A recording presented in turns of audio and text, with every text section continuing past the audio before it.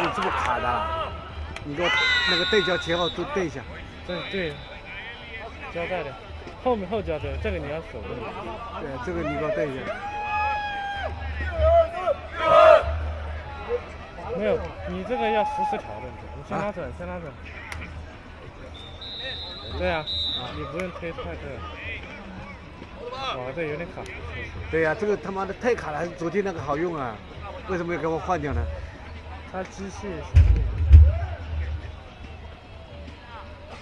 你尽量少推拉吧，就这样。那这个不用调吗？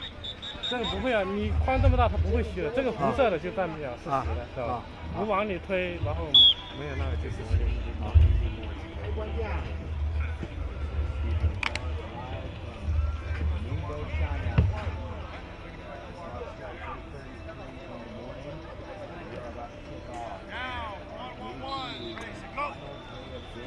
关键吧。你的生命里呢？不关了是吧？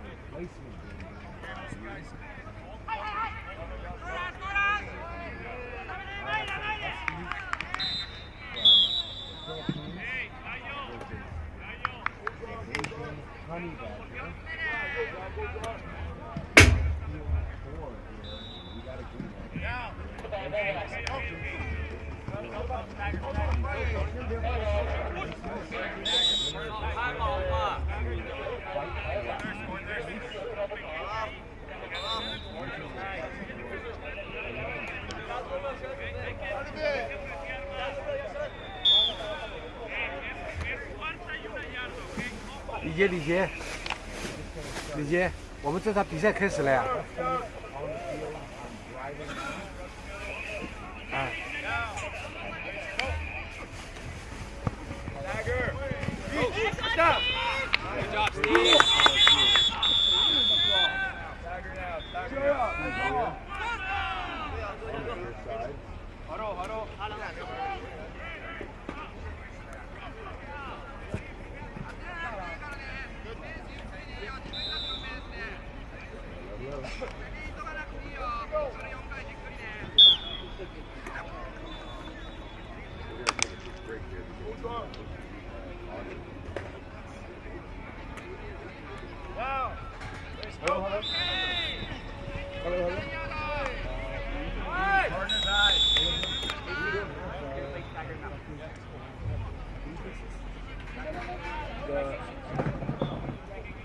老周有电了吗？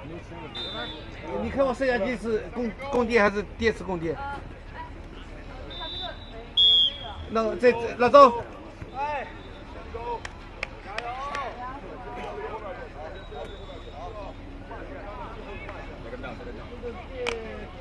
等一下，叫他跟他说等一下，叫他。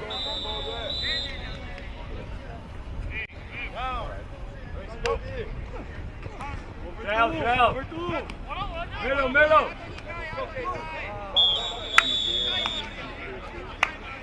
Hey, third down, let's go. Third down. Open.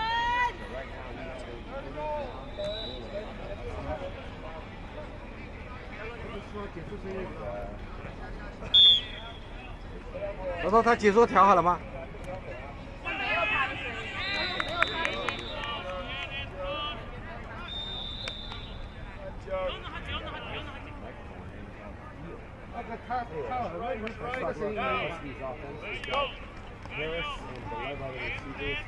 ？Right flat, good. Forward. Throw high for Harris.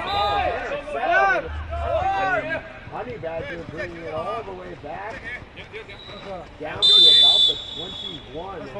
So the interception on the play there by number 5, who we do not have the name of in the program yet, but that's okay. We'll get a name for him very soon.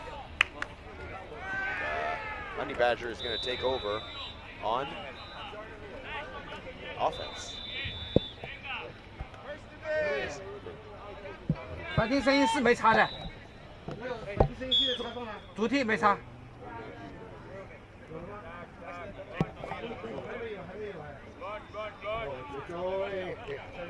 I think it's coming. All right. Yeah, we're good. We're good. We're good. Okay. Sorry, we're talking, and there's a huge catch and a touchdown for the superstar of this Honey Badger team. It's Young. So Honey Badgers immediately capitalizing on the interception.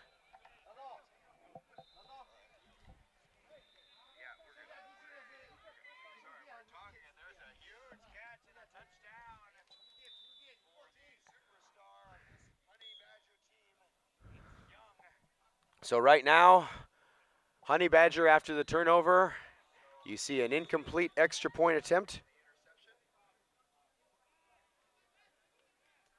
And it'll be 6-0 for Honey Badger early as the boys from China looking to take out the team from the Philippines.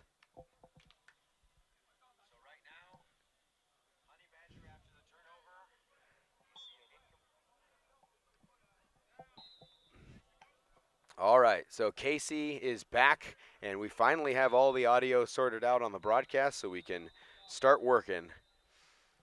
Stephen Casey, the quarterback for the Huskies, Filipino by way of Montreal, Canada, where he lives, and only gets a chance to come back to Asia a couple times a year, but he makes the most of it. He's been here for over a month already in Asia. He's been practicing with these here Huskies, getting ready for this tournament.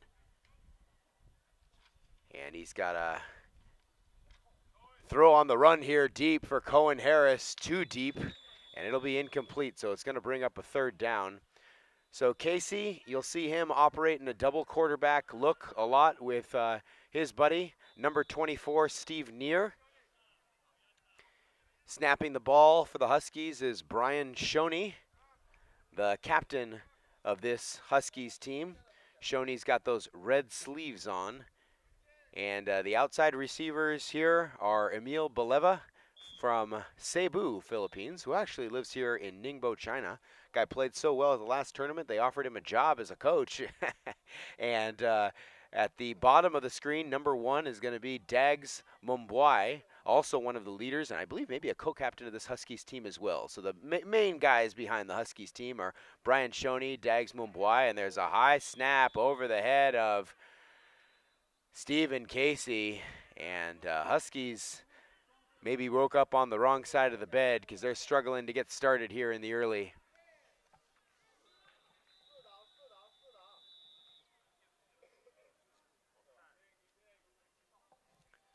So down 6-0. Casey's just looking to get some yards here. Well, he really needs a lot of yards. He needs 20 of them to be more specific. Huskies are 4th and 20 trying to get to midfield here. So expect to see probably a double quarterback look with Steve Neer coming into the backfield. Expect to see probably this ball ending up in the hands of Emil Baleva. He's their superstar receiver, number 0. All right, 3 quarterbacks back. Shoney is looking back to Casey, who's going to try to get upfield, but the flag is pulled short by the stout Honey Badger defense. It's Garden on the flagpole, and that's going to force the turnover for the Honey Badgers. So nothing doing here for the Huskies so far, and Honey Badger going to get their second attempt and really the first full look at their offense. We're going to talk about the boys from Beijing as a quick slant route off to Young, who we always know because he wears that neon green visor. And he's number 10, and we mentioned earlier, but he really is probably the superstar for this Honey Badgers team. Most of the offense runs through him. They list him in the program as an athlete, and it's because he really can do it all. Super fast, and he can throw the ball as well. And so there's a quick completed pass over the middle for a first down to Rain. And the ball is delivered by Yuhang Sun. He's the quarterback for Honey Badger right now. Yuhang kind of looks like a younger guy, kind of a slender build. And these Honey Badgers, you know, they don't look like too much. They're not the tallest guys, they're not the biggest guys, but they play ball for sure. A lot of speed, a lot of agility and elusiveness. And the one thing I really love about the Honey Badger, having seen them for a couple years now, is just the way that they draw up and script plays. Honey Badger was giving the Curry Bombers a run for their money yesterday. I remember watching that game, and the kids can just hang around. So a completed catch out there on the far side. That's Bai Dong Hao with the reception. So he's checked in, and the boys come back. And let's look at the Husky defense now. Husky defense, two of the offensive players have just turned around and started on defense, Emil Beleva and Dags Momboy. And rounding out the defense for the Huskies is Miles Manguyo, who's the far side cornerback. Paul Lucis and Henrique Fabros are in the middle. And Henrique Fabros is going to be the rusher. And he's going to try to get after Yu Hang Sun here on a double snap, triple snap. The ball is dropped by Young. He lost focus, and that's going to push the Honey Badger down back. So it'll be 3rd down and goal now for the Honey Badger with the ball spotted at the 17.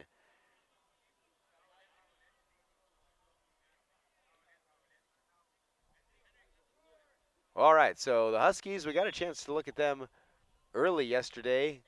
They didn't have such a great game, but they felt that they had been playing better as the day went on in the first day. And second day, we didn't get a chance to see the boys at all. But here they are finding themselves battling for 9th place. So here's a throw back and a nice juke move by Sun, the quarterback, to clear himself free and get a chunk of yards. He's going to go all the way down to the 6. So it'll be 4th and goal here for the Honey Badger from the 6. And right now, Honey Badger trying to build on their lead.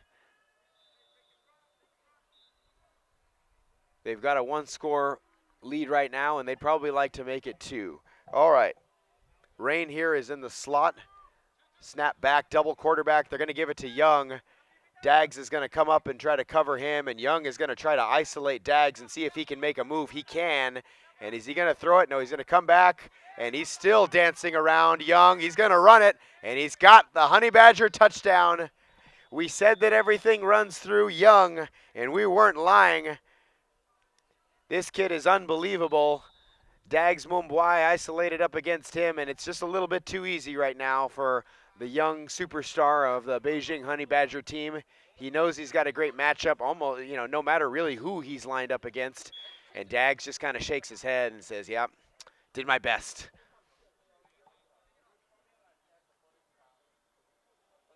So that's Young's 2nd touchdown of the game.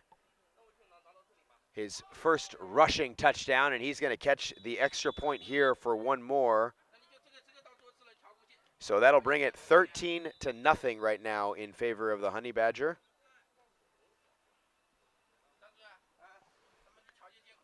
And my goodness, this kid really is special. He keeps playing like this, he might fool around and find himself playing on the Chinese national team come next year here at Ningbo, eh? I really like the look of him. He stands out. All right. Steve Neer now as the quarterback for the Huskies. And Steve Casey moves over into the slot. Harris and Beleva are the outside receivers. So a double snap back to Neer, who's going to run it, and he's going to create a little bit of room and space and get a big chunk gain. Neer is going to ramble all the way down to the 18-yard line, so it'll be 2nd and 7 here for the Huskies. Nice little play for them. The Huskies like to just try to do either a quick pass, usually a shovel pass, or maybe some kind of a run on first down to just diagnose the defense and try to get some chunk yards. And that one broke for a bit more than maybe usual, as there's the quick shovel pass to Beleva, who's just going to pick up a first down. I don't know. Maybe you'd like to see Emil Beleva stop a little bit short of the first down marker there on 2nd down. but he reached his arms over and picks up a first down. So it'll be 1st and goal from very long. The ball spotted behind the 24-yard line, so we're really looking at almost midfield here for the Huskies. Maybe it's something they want to debrief, is what they want to do on a 2nd down and short situation. Anyway, Steve Casey's got the ball now as a second quarterback, has Baleva wide open, but is he in bounds? They're going to call him in, yes. Baleva got 2 tippy toes in bounds and has a big reception on the near sideline. So it'll be 2nd and goal now for the Huskies from the 7, I believe. Yeah, about the 7-yard line, about the 8-yard line. So Casey finally managing to script his guys open, operating as a QB2. And it's a new look here for the Huskies on this drive, and hey, it's kind of working. The guys are on the move right now. So they're going to stick with the same formation. You got Casey in the slot and Steve Neer behind center. And a double snap back. Steve's going to get it back to Casey, who's looking, firing, and has a touchdown to Cohen Harris.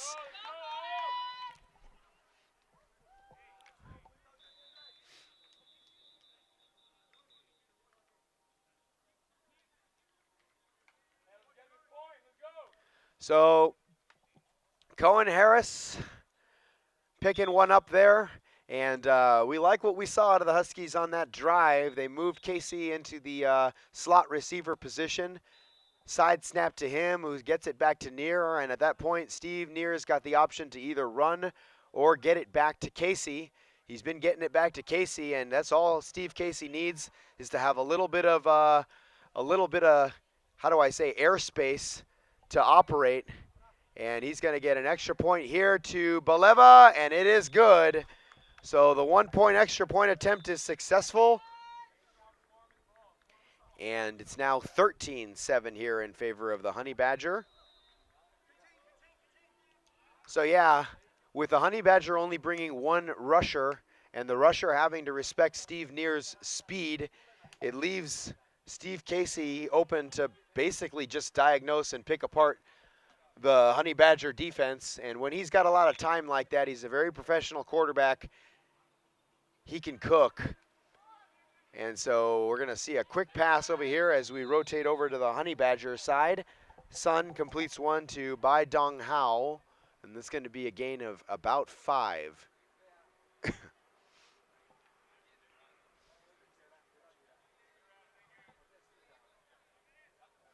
So yeah, I guess it gives us an opportunity to give you guys a little bit of an insight into what's happening on the field proper. So right now we have all men's games. We've got 4 fields live streamed here today. Field 1 is always live streamed in Chinese, and fields 2 through 4 are live streamed here on YouTube in English. As we see a deep pass caught, and it's going to be a walk-in touchdown for the young Tiger. Or is it? No, he's going to drop the ball at the 1-yard line. Probably going to try to milk the clock all the way down. But a great catch for the youngster outside receiver Tiger, who was working against Miles Menguyo. My goodness, a little Honey Badger. This guy start working like that. Maybe I'm going to have to buy some Honey Badger merch, eh? Anyway, the 4 fields are live streamed. Field 1 is in Chinese. Fields 2 through 4 are live streamed in English here on YouTube. And really big shout out and thanks to my fellow commentators, Michelle Edom and Corb Villarreal, who are helping out with the broadcast, and they're doing a great job. Right now, both of them are calling games on fields 2 and 3, as we see Honey Badger gets into a bunch formation here. And let's see if they punch it in. Very quick little snap, nothing doing. They're going to try to move the clock, and they're going to take the sack here. So interesting strategy by Yu Heng Sun and the Honey Badger guys.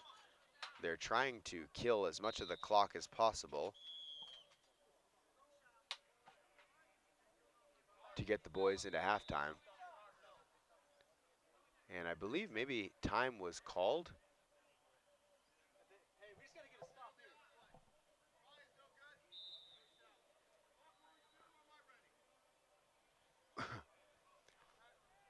Okay, so after the sack, you know, whenever teams snap the ball so nonchalantly, everybody starts looking around and saying, hey, you know, the rusher, and then nobody on the line moves.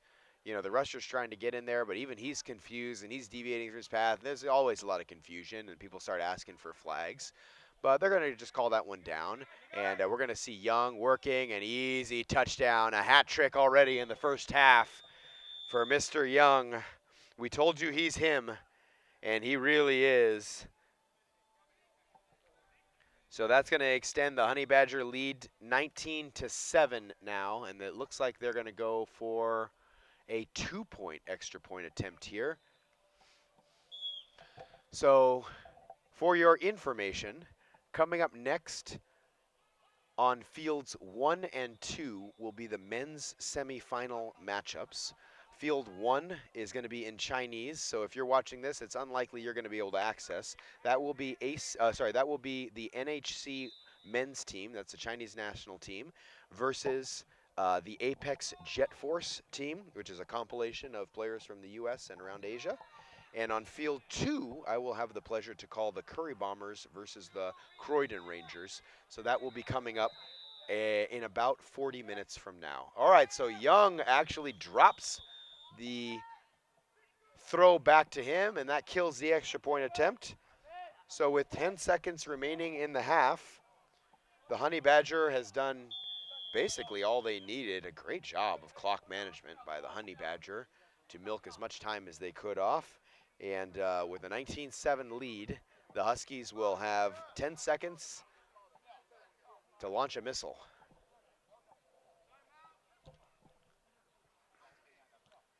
So Huskies are going to call a timeout to make sure they get into the formation they like.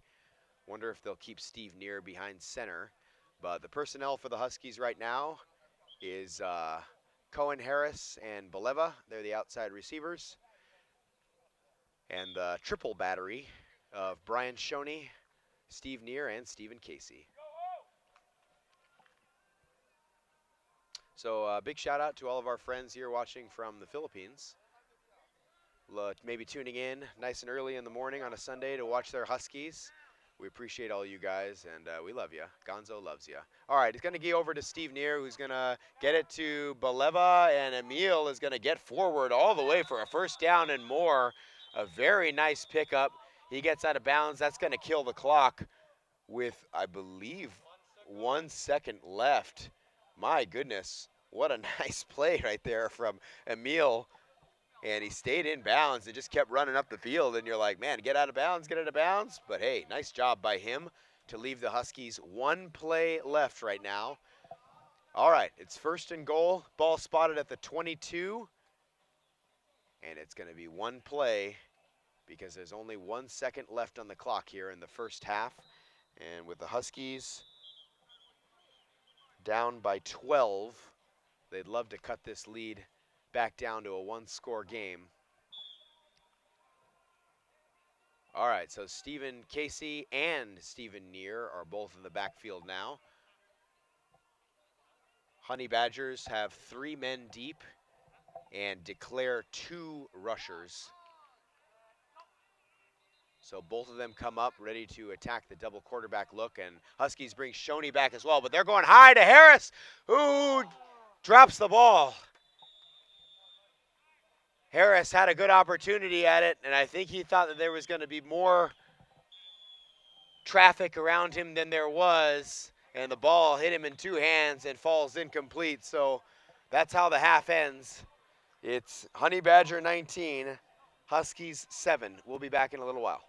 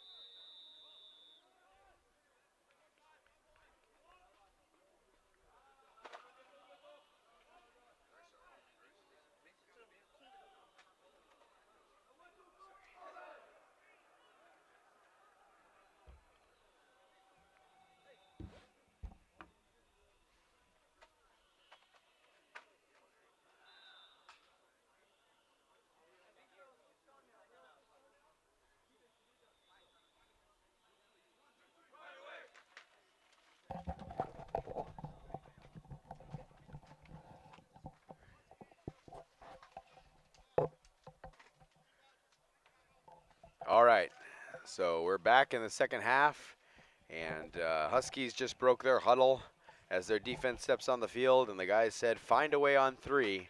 And that's exactly what they need to try to do right now against a great disciplined Honey Badger attack. The Huskies really just need to try to find a way if they want to have a chance to get back into this. And Honey Badger, really all they need to do is just keep the train moving because they're playing great. All right, first down is for the Honey Badger. They get it out to Young, who's free. And the flag finally pulled at the 15-yard line by Dags Mumbai.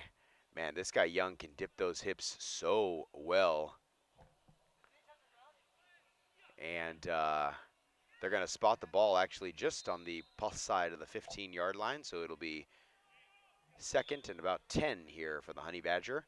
Honey Badger have not used the timeout, so they have all 3 timeouts remaining, and the Huskies have used 2 timeouts, so they have 1 timeout remaining. And if you aren't familiar, as you see a double snap here, we'll talk about it. As we see Young moving forward and is going to drop the ball nicely just in front of midfield. So it'll be 3rd and an inch for Honey Badger. Gosh, Guy Young continues to impress, to be honest. Okay, so if you're not familiar, each team has 3 timeouts that they get for the entire game. And they can choose to use them in the first half or the second half. It's their choice. But once those 3 timeouts are exhausted, that's it. And so Huskies with only 1 timeout remaining, something that could really factor into the end of this game with them down by 2 scores right now. But anyway, right now, Young lined up in the slot. Rain is at the bottom of the screen, and a flag comes in, possibly a delay game. It is. Honey Badger, we're talking it over, and never really got on the right page to understand what the play clock was. So a delay game is going to push them back to the 19-yard line, so it'll be 3rd and 6 now.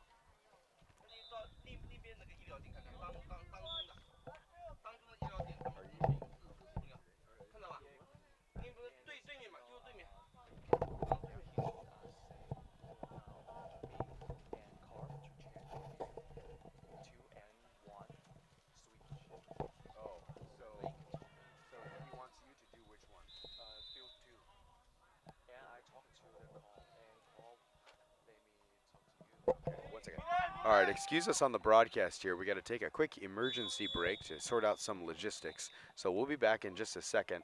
It's a pressing matter that we got to take care of here.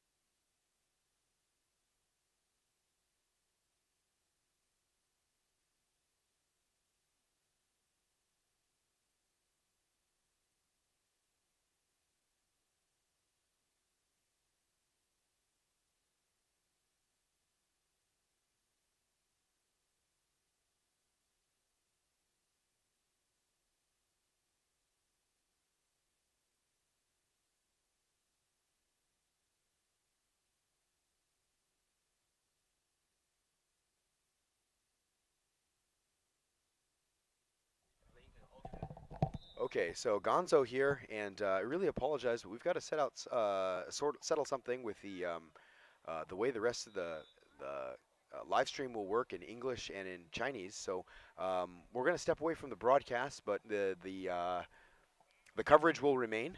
And right now it is 19-7 in favor of the Honey Badger, and they're driving.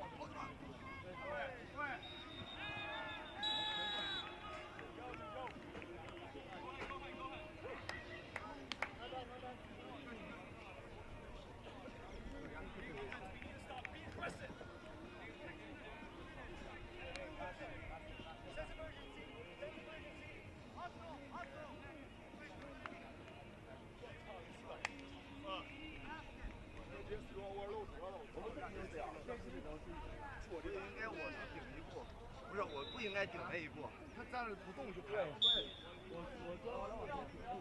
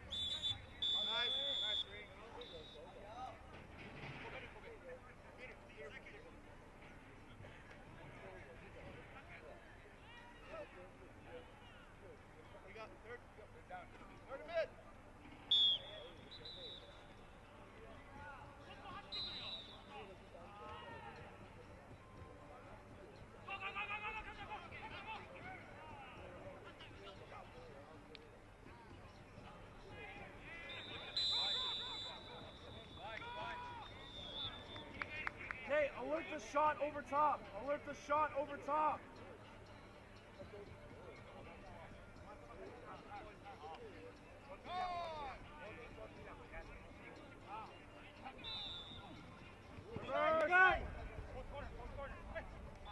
That's it.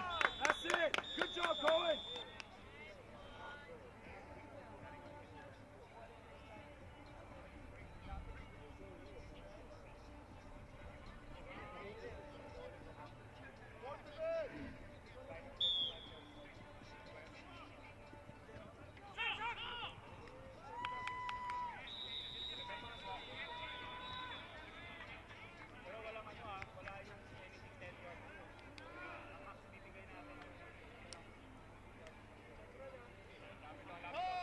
Check quick pitch.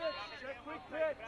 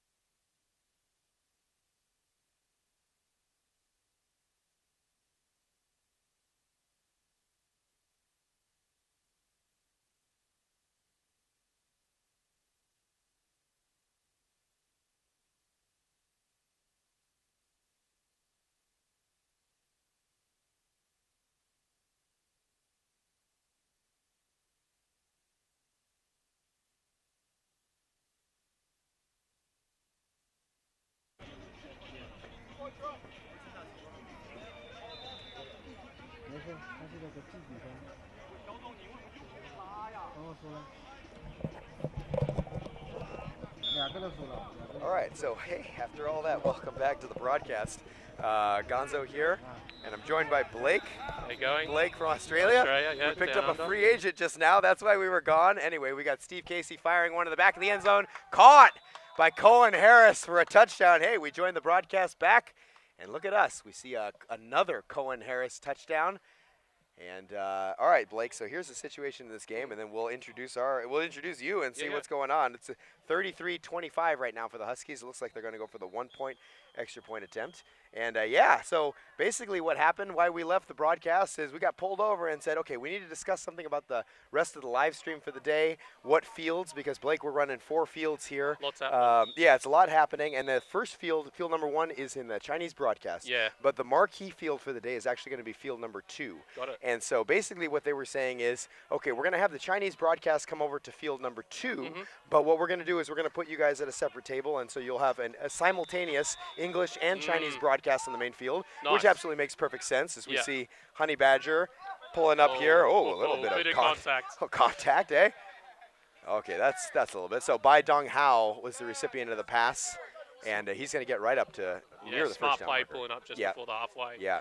Give So him some extra set of downs. Yeah, and so just to finish that thought and then move over into another one. So yeah, so we basically got that whole thing sorted out, and then they introduced us to you, and Blake, you're here. And so this game is a great one between the Honey Badger and the Huskies, and Honey Badger up by 8 right now, actually. But Honey Badger, man, these guys from Beijing, they've been here a couple years in a row. They travel a lot to a number of the international tournaments, and such a disciplined flag football team. Blake. Oh, excuse me. Right when you compliment a guy, they say he initiated contact. I think that's a little bit ticky-tacky there. I think, I don't know. I don't think he had any reason to be initiating contact when he was trying to pull up and give himself up, Blake. But anyway. He was coming to a stationary stop, so I'm not sure how they've received that penalty. Yeah, so anyway, it'll be, I think it's now 2nd down here. Yeah, 2nd down for the Honey Badger, and ball will be spotted at the 14-yard line. So, Blake, yeah, have you ever had a chance to come up to China and watch any of these Chinese teams play flag football? No, my first time in China. Been to a couple of different international tournaments around. But, it's crazy to see how much talent is here in China. Yeah. It's pretty wild. They're obviously investing pretty heavily in the national team. Yeah. And you're starting to see that flow down to some other players. Is anyone from this team national representation? No, I don't believe so. And my knowledge is only maybe slightly more than yours.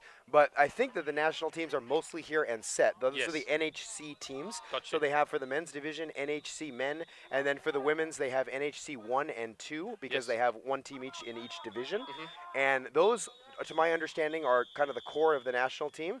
As you see a timeout here called by the Huskies, that's their last timeout of the game. And so, yes, I think that everybody else who's playing for one of the Chinese non-national team clubs, I could safely assume that they're not on the national team. Understand. But the guy that I really like is number 10 here for the Honey Badgers. He's the one wearing the neon visor. Yep. Young. Everything flows through this guy. He is unbelievable. Super standout player. He had 3 touchdowns in this game in the first half. Wow. And, man, I mean, that kid is just, if you talk about, like, maybe a most valuable player, somebody who means the most to their team, I just don't think that the Honey Badger would be that, as you see him get sacked by Baleva. But I did a good job then cornering him against the sideline, so he had no room to go. Yeah. So, but Boleva himself, so Emil Boleva, number 0 for the Huskies. He was playing here last year, and as I like to say it, he played so well that Lincoln offered him a job to come here and coach some of the teams here in Ningbo. Wow. And so Emil Boleva, who's originally from Cebu, Philippines, now lives and resides here in Ningbo, and he's a coach for a lot of the local teams. That's pretty cool. That's a testament to his quality. Yeah, talk about an opportunity. All right, so Honey Badger really just driving for the game right now with under 2 minutes remaining. The first down is going to basically seal this thing as Yuheng Sun has his guys where he wants them. He's got Young in the slot, and he's going to go deep across, and there's a drop ball.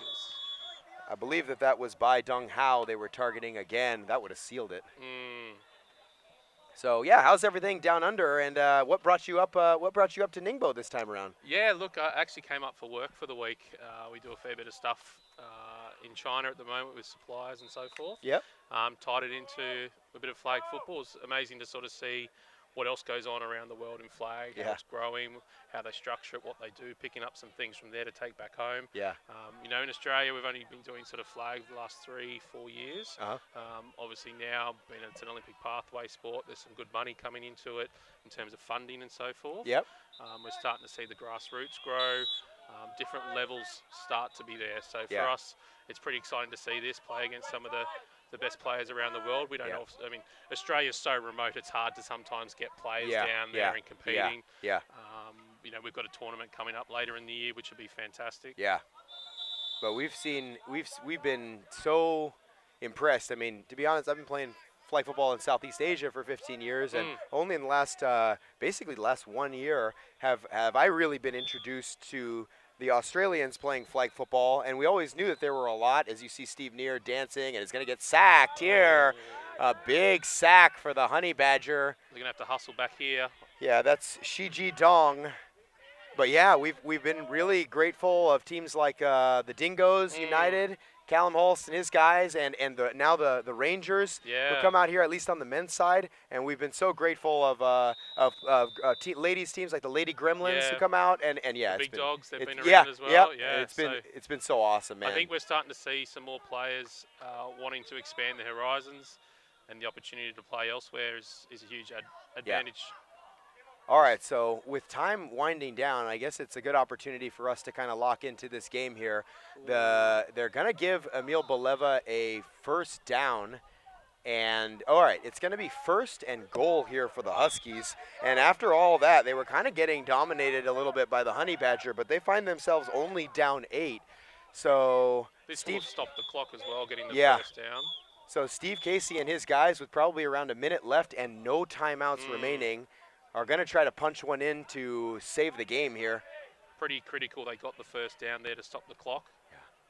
We're not sure in terms of point differential what the difference is between these two teams, because I don't think that we're going to be playing any overtime with the game slotted to exactly a 1 hour increment, and this being a big day, we got to make sure we stick on schedule. Lots happening to Savo. But hey, that's something to worry about after the game. Right now, Steve Neer and his boys are just trying to think how they can tie this one up. So Neer's behind center, dancing, throwing high, and Casey. I think he's crossed the line of scrimmage. Okay, he just got across, and my goodness, Steve Casey saved an interception there. But I thought Steve Neer might have stayed behind with his body, but he was definitely lunging in front of midfield.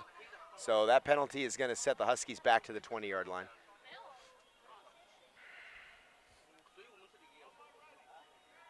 So we got two Stevens, 24 and 3, and they're splitting quarterback duties between themselves, and now we're going to have a triple quarterback with Dags Mumbuai.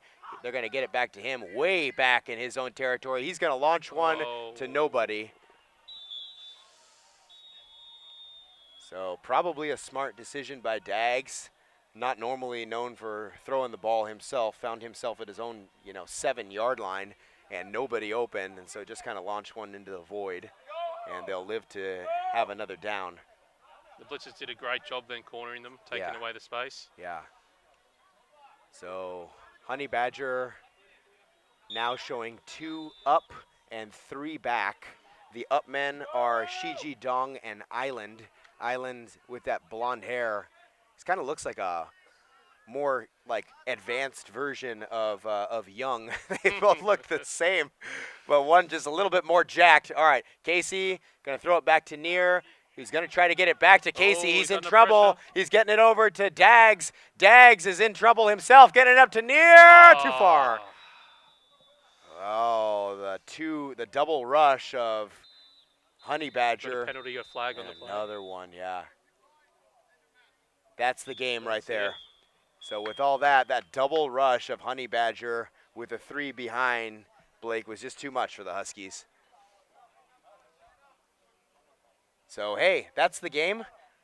Honey Badger prevails 33-25. We'd love to sit and chat a little bit, but hey, we got the men's semifinal match coming up on Field 2 next, so we got to go ahead and get ourselves over there. We're going to see you in a second. Blake, it's a pleasure, and we'll be doing a lot more together for the rest of the day. So we'll see you all soon here at NINGBO.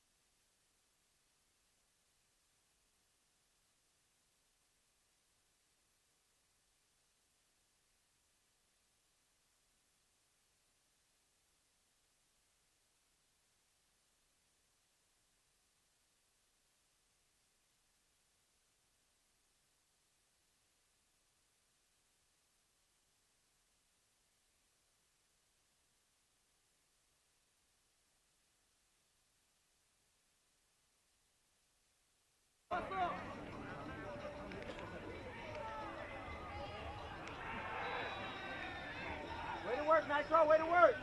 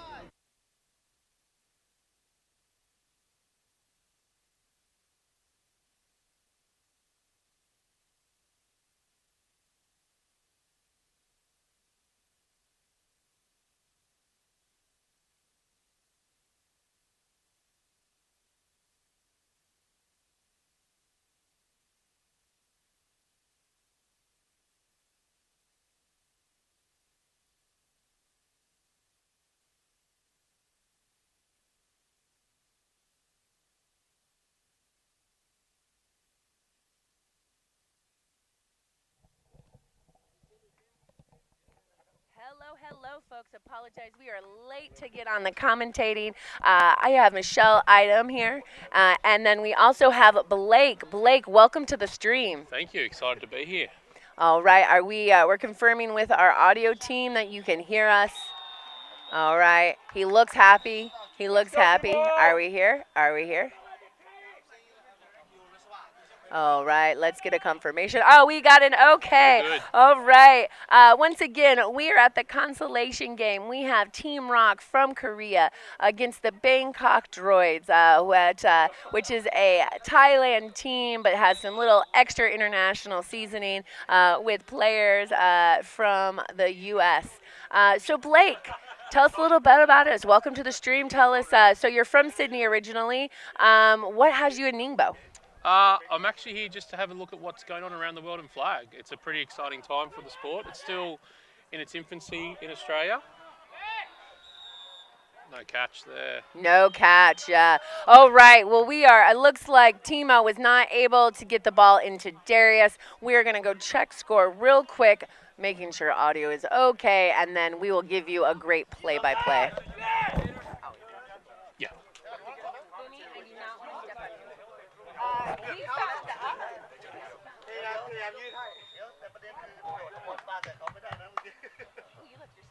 Wait, you guys are 6-7, yeah? Yes, sir.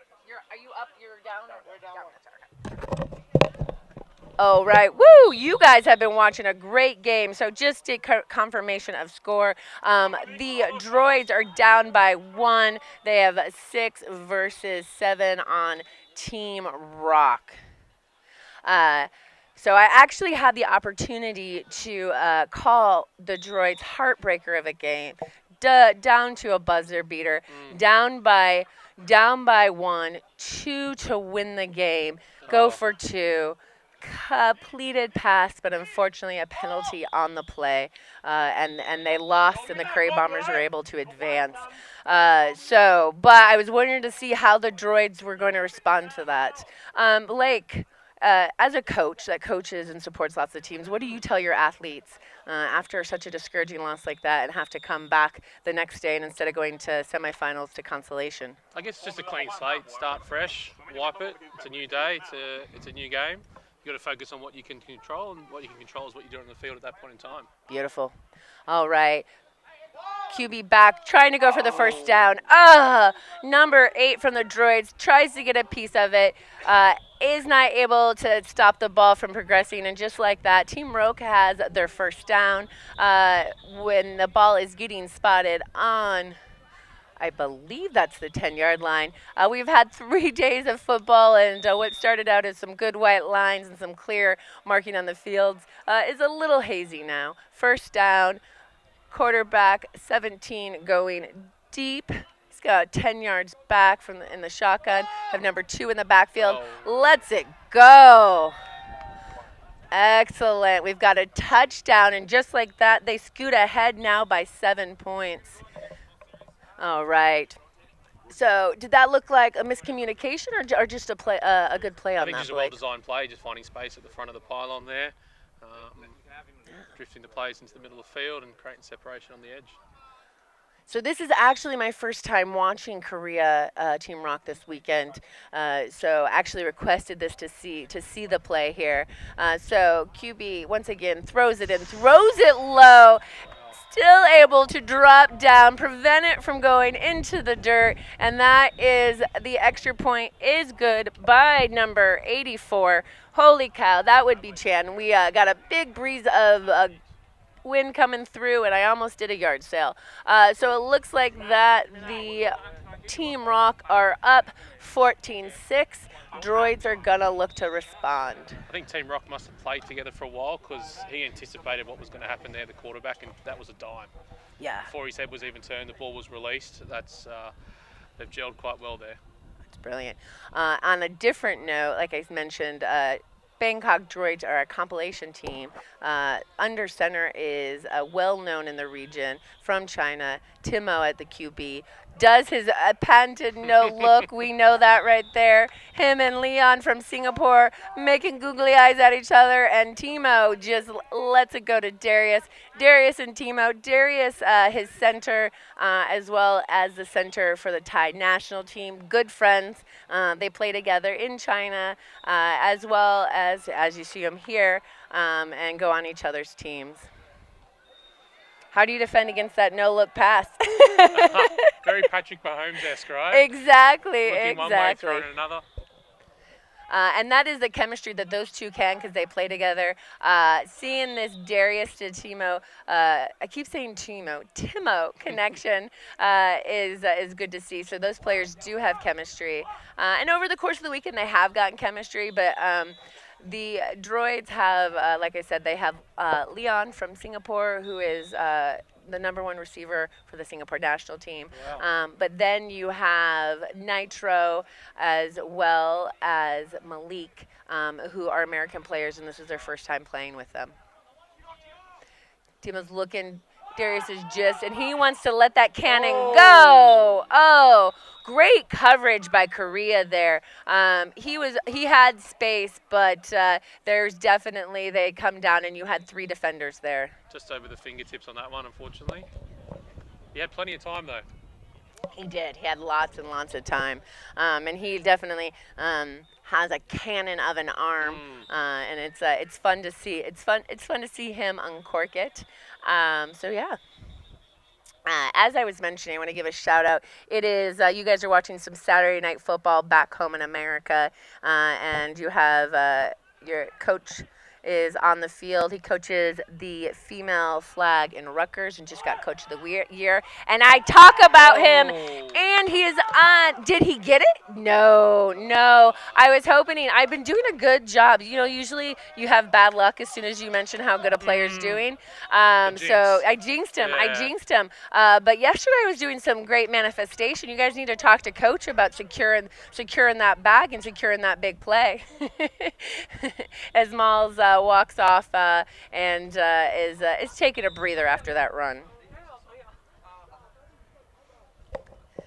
All right, let's see. We have 2 receivers to the left in shotgun. 17's looking, and we have another long ball. He has space. Oh, my goodness. When they say basket catch, that is what they mean. He tracked that ball extremely well in the air. Wow. Unfortunately, just over the sideline there. Yeah. Holy, oh man, that was just textbook basket. Yeah, the way he positioned his ball. I am horrible at a basket catch. So I think that's why I'm a little envious. But like you said, one of the harder catches, trying to find the ball over your shoulder, track it through and down. Particularly when it's such a long ball as you try to adjust to it, and with the wind blowing here. Coming up, yeah. Right in. Zips it to 84. That would be Chan. Droids are right there to pull the flags. That is one of the things with the Droids on the defense. I think one of the, and tell me if I'm wrong, Blake, often on defense it's a lot about communication. And if you have teams that don't play together, figuring out and communicating even more is more important. Yeah, especially if you're playing zone over man, you need to talk. Everyone needs to know what their responsibilities are. People coming in and out of their zones. Ball is out midfield. Whoo! There we go. 4-10 coming through is like, no, I don't think so. He's so nonchalant about it too. He came flying in and very chilled after. Exactly. Not even. Yeah. Not. It was a really great. It was a really fast, great pull, and he is. Not. He's not. Doesn't even look like he's impressed by himself. First time out of the half. Oh, brilliant. Now, those of you that may be just joining, the format for the time for all but the bronze and final matches in this tournament is a bit different than you might be used to from an IFA standard rules. Instead of 2 timeouts per half, 1-minute timeouts, you have 3 30-second timeouts all game. And then the first half is going to actually be a running clock, so there will be no stoppage during the 2-minute warning, while the second half will be a pro clock, which you'll be used to, which is a 2-minute warning and stoppage on certain plays. All right, 17 under center Fourth for down. the fourth, yes. Oh! He 17's a bit frustrated, rolled to his right, had a receiver off the fingertips, and Roke is unable to convert for the 4th down, and Droids are looking to make a comeback. The score is 6-14 with the Team Roke ahead. Are we still running clock in these games at the moment in the first Yes, half? Okay. yes. So I confirmed it. So even in the playoff stages, Really? it is only the bronze match and basically the championship game are going to have stoppage during the first half for the 2-minute.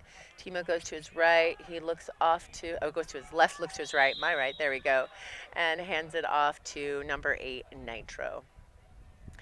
So we do have some East Coast boys. So football, being an American from Kansas, we usually have a lot of Cali and Texas boys, where football, or Florida, where football tends to be big and epicenter. But we got some East Coast American boys out here, which is nice to see. All right, we have 2 receivers to Timo's left. He looks left, he throws left. Oh! And I'm not the only one that What a saw that play. look.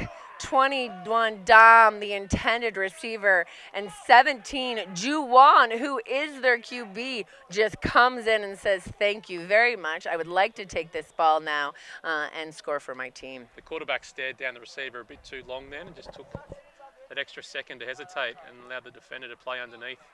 Make a very great interception there. All right, and then Juwan had been taking his snaps quite deep, under center this time, player in motion, fakes the hand, does not fake, fakes me out, does hand off to 84, who is able to cut and jive and get an extra, I would say 3 or 4 yards on that, number 84 for Team Rock. Team Rock looking very disciplined as a team across the board. So I was about to say, you want to from Chan. So a lot of players, as they move from tackle to flag, and even me growing up playing in the backyard, and you're always watch NFL, you're taught to secure the ball. But if you have 3 long points arms, of contact. yeah, exactly. But the problem with that is you can get, there we go, another handoff, then fake throw. And it looks like I think it's actually looking on the defense. The defense seems, in my opinion, are a little bit back on their heels on that. And so Playing a bit passive at the moment. Exactly. And the ball just looks like it is outside the, is it outside the no run zone? I can't see. Yes, it's just outside. He's in shotgun, lets it go. A little bit of a low of a ball. Great defense. They were right there. Both believe that is Dom. I think it's 21. And Engine both dove for that ball.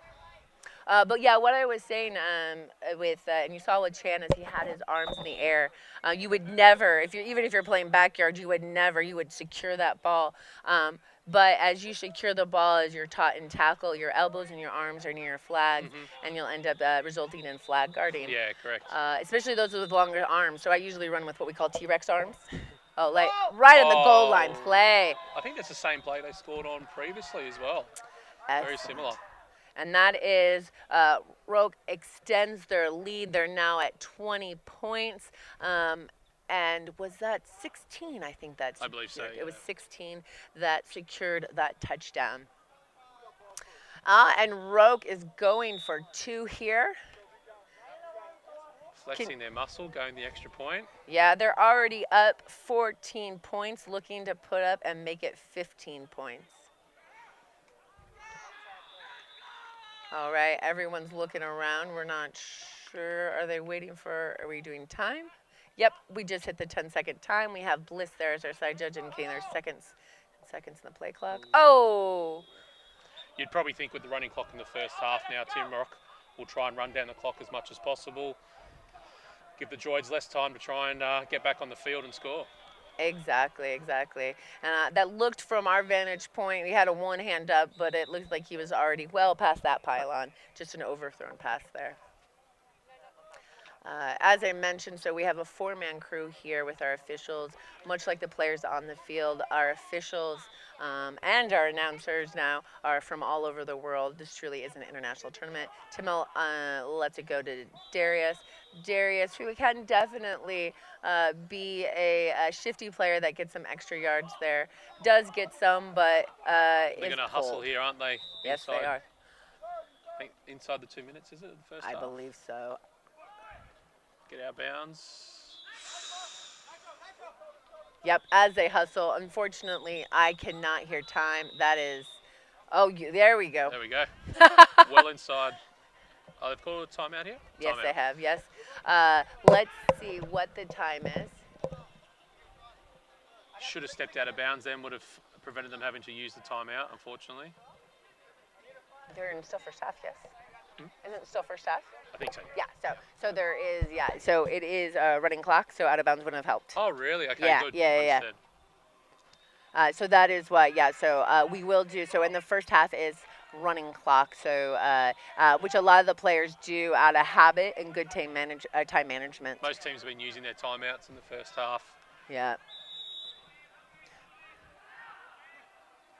Timo takes it deep. He's waiting. Look for Leon to be his intended receiver.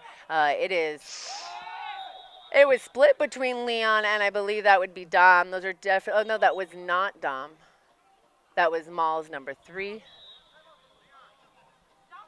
Interesting strategy. That's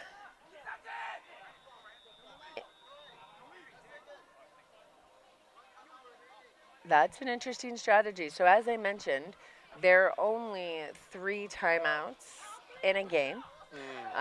The Droids they're 30 yards from the end zone. They have a good long ball, but they're down. It's 6-14, so they're not really what you would say an obvious scoring position. 6-14 or 6-20 now? I'm sorry, 6-20. Yeah. Wow, good thing I read my 14. Yes, 6-20. Just keeping you on your toes, Blake. Yeah. Good job. It was a test. Thanks for checking. But yeah, I would not have burned those 2 timeouts, but we'll see how it plays out. Hopefully, it was worth it, and they're able to score here. And they are not. That ball was thrown long, but well out of bounds. And with that, the double tweet goes to indicate end of half. And as we mentioned, the Team Rock up 20 to 6 on the Droids. As I was saying, right, they only have 1 timeout left. They're 14 points down. And they were there. So yeah, I personally, and believe me, I'm no coach or strategist, but I personally wouldn't have used that timeout. What do you think their logic was there? I definitely would have used a timeout. You as would? A coach. Yeah, I think it's important to try and finish the half with a bit of momentum. Had they scored then, obviously decreasing the deficit, and depending if Team Rock starts the second half, I'm not sure if they are or not. Good point, They've got the opportunity now to go up another score in front. Yeah. So, and I think with the second half being stop clock, you can play and manipulate it a bit more. Interesting, okay. And then versus, in the first half, you're essentially creating your own stop clock with the timeouts. Exactly. So putting yourself in a position to work out what the correct play is for that time, who's our go-to guy. And obviously because they're trying to bomb it, they're giving the receivers that extra couple of seconds to catch their breath makes a big difference. So I think it was the right call strategy-wise there. Unfortunately, I think they were probably just a bit too far out to achieve what they needed to. And obviously, Team Rock just sitting in a simple cover 4, taking away the deep threats. You know, you're just kind of chancing, hoping the ball gets tipped to your player at that point in time. Right, excellent point. Yeah. And I know droids have confidence in themselves and their abilities. For them, a 14-point deficit can be, you know, 2 quick drives. Correct. So it's not one of those ones. Although where the droids they felt. asked, so had the droids scored then, and then scored on the opening drive now we're talking about a tight game, no. right? So I think, it was definitely the right strategy, but they got the opportunity now to bounce back, and I think droids just look a little clunky compared to Team Rock. I mean, as you said, they don't play together, people from all around the world. It's always going to take a while to gel, but, you know, hopefully this second half they can put some more points on the board. Yeah. So we have Timo under center. And I've had the opportunity to call the droids games. Nitro gets the catch, tries to do a dip to maybe break away, but Rock was able to do it. Yeah, and like you said, clunky. I've had the opportunity to watch a few and call some of the games with the droids. As they're a team that doesn't play together a lot, it's a lot of up downs. And you know, there are times they're gelling, and it's beautiful play because you have a lot of great athletes with a lot of football experience. But then at times it's the morale just kind of dips a bit. Yeah. All right, it's a handoff to Nitro. Nitro does a little quick there to number 410. And with the specificity of the sport, you know, how deep someone runs a hitch versus someone else, a post. Exactly. You know, just how those little nuances of the differences that different people run, cut, catch. It just takes a while to find that within the team and trying to understand how everyone else does it just slightly differently. Yeah, exactly. And especially, right, so when you're getting that ball out quick and fast as well, just that little bit of extra it makes a huge difference. All right, we had Nitro in backfield. Fake handoff. Woo! Was he in? Yes. Is a secure catch.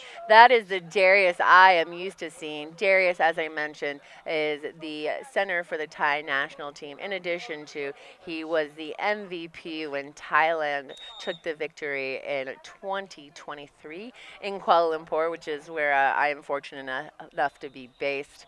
So I have been watching and cheering great catches from Darius and many of these Thai boys for a few years now, that's for sure. All right, we have Nitro in the backfield. Looks like the droids did change up their offense, get something that was working. There goes Nitro.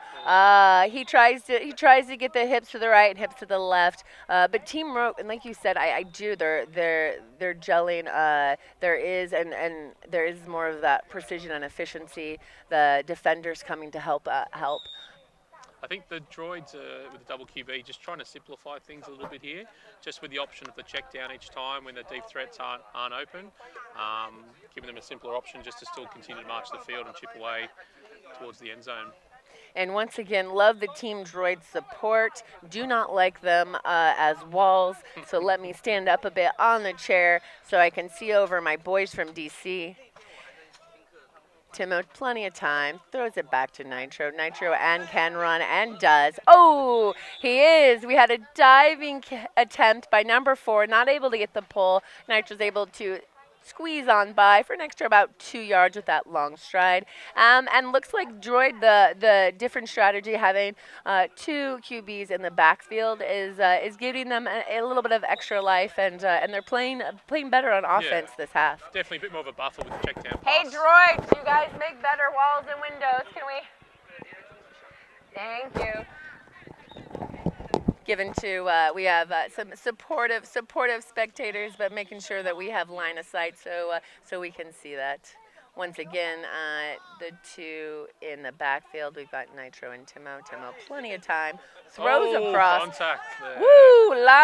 Leon gets the catch and also gets a backpack from Team Korea there.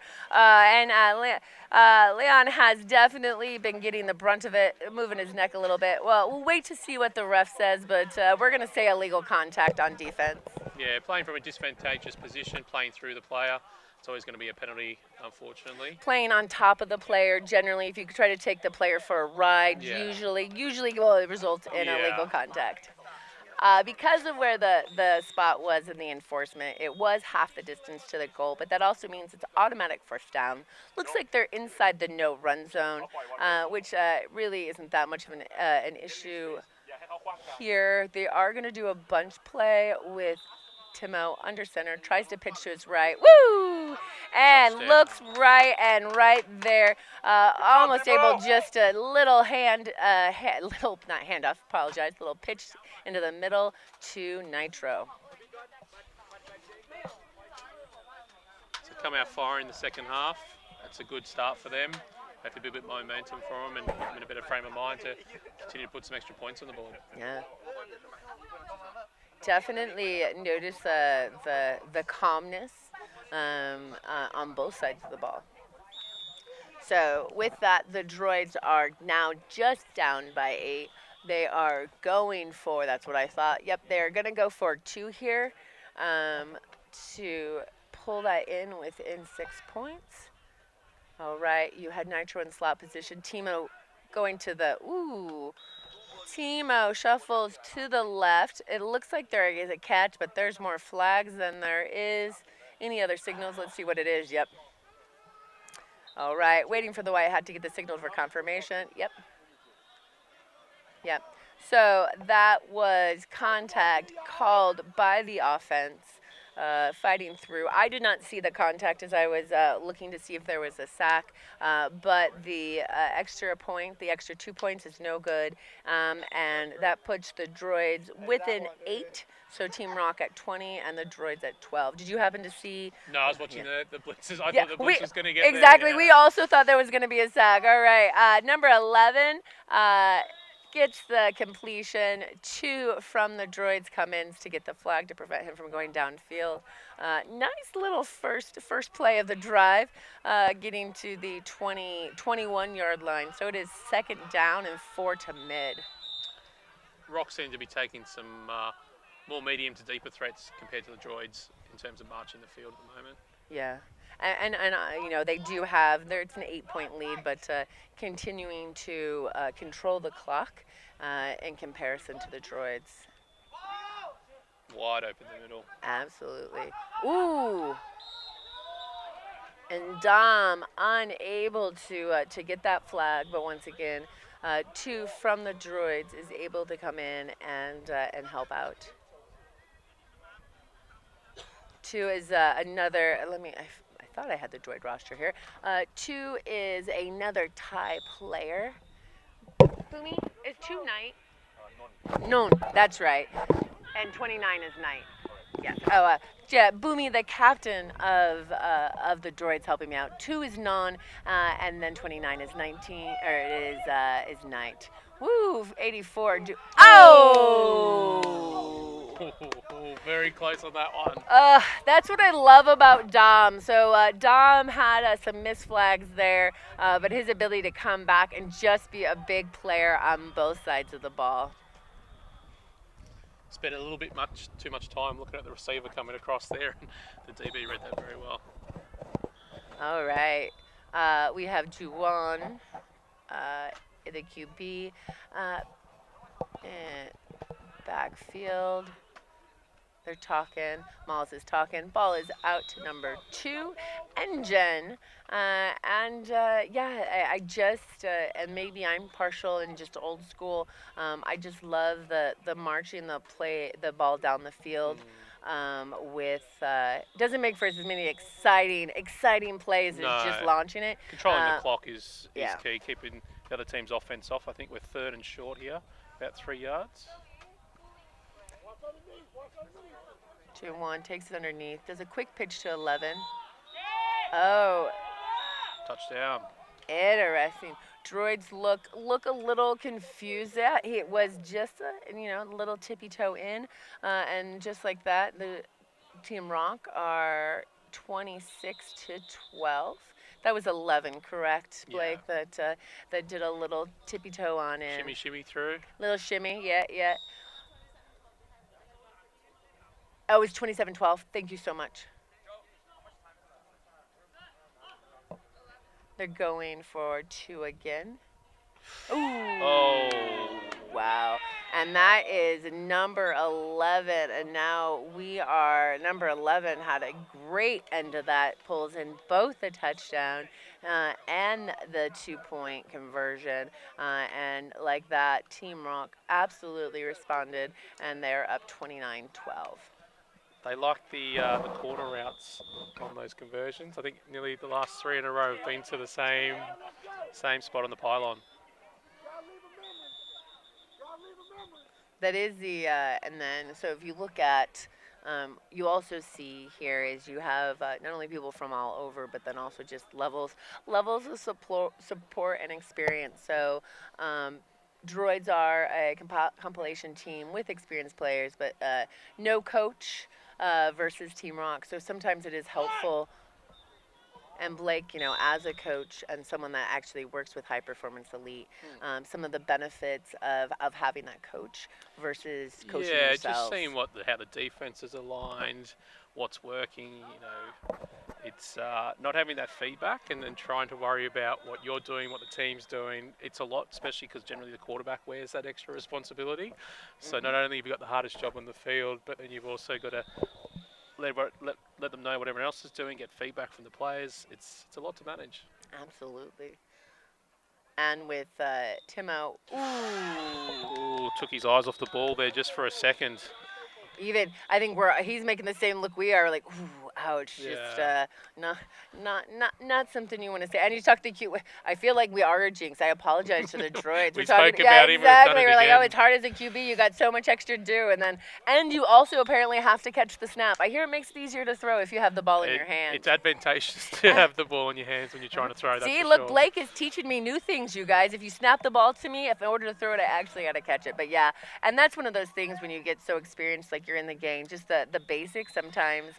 Fatigue's now setting in too, That's right? true. With day 3, it's hot. It is warm. very hot. And the wind, fatigue's definitely setting in. Excellent point. All right, we've got the long snap. Timo really wants to go looking deep, but lets it off to Nitro. Please don't get a safety there. Nitro to Timo on the receiver. Woo! Put him on the line. He's running routes. Exactly. I was hoping we were going to see a catch, maybe a somersault, but Timo's, I'm an athlete. What are you talking about? I'm an athlete. I've got this.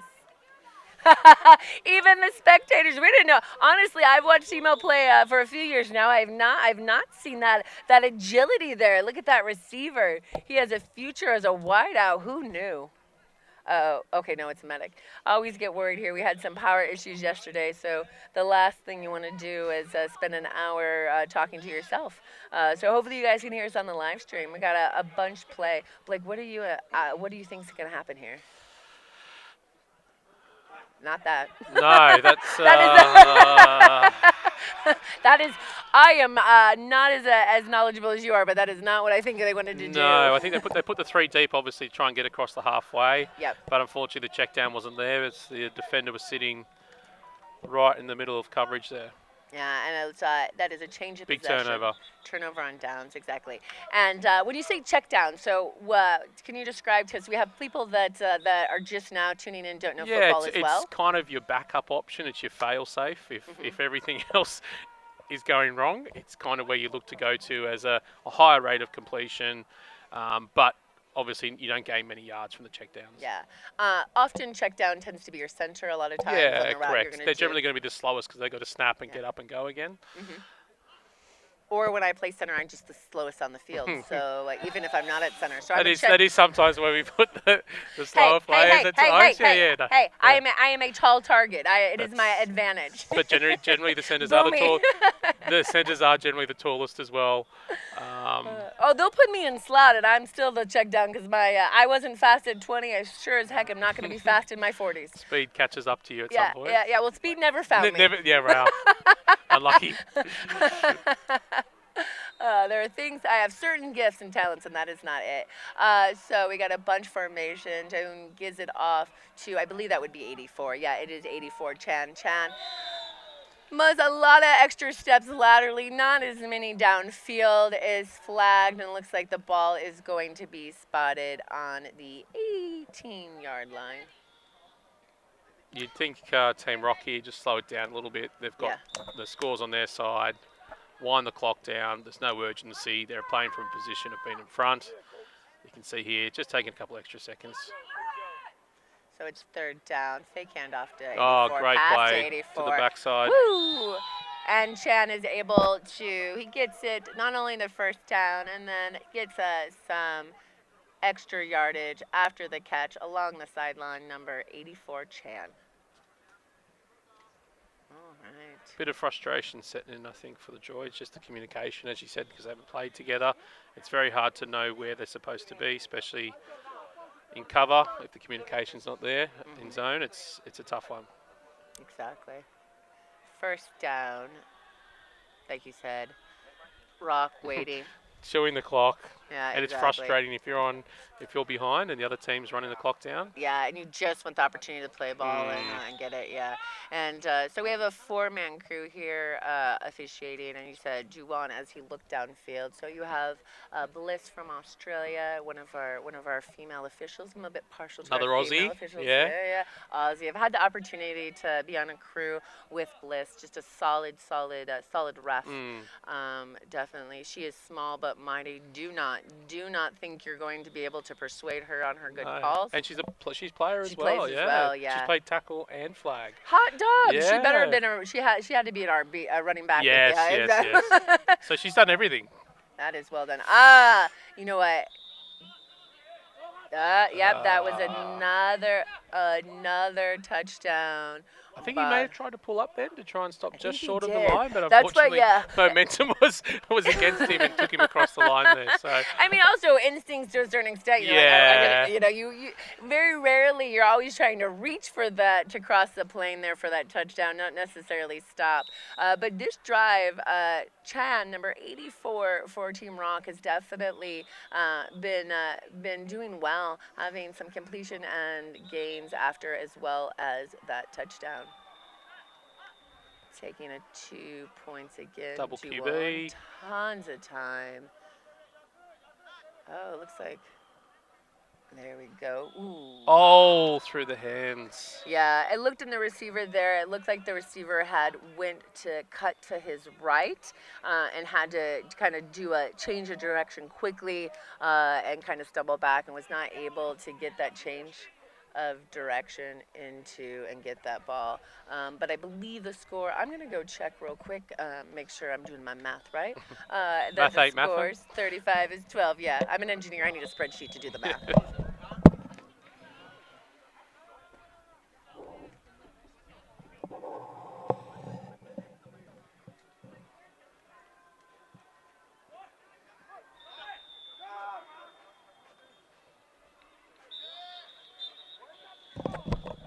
All right, y'all, just did a confirmation. Want to make sure I didn't miss a 1 point or 2 point. It is 35-12.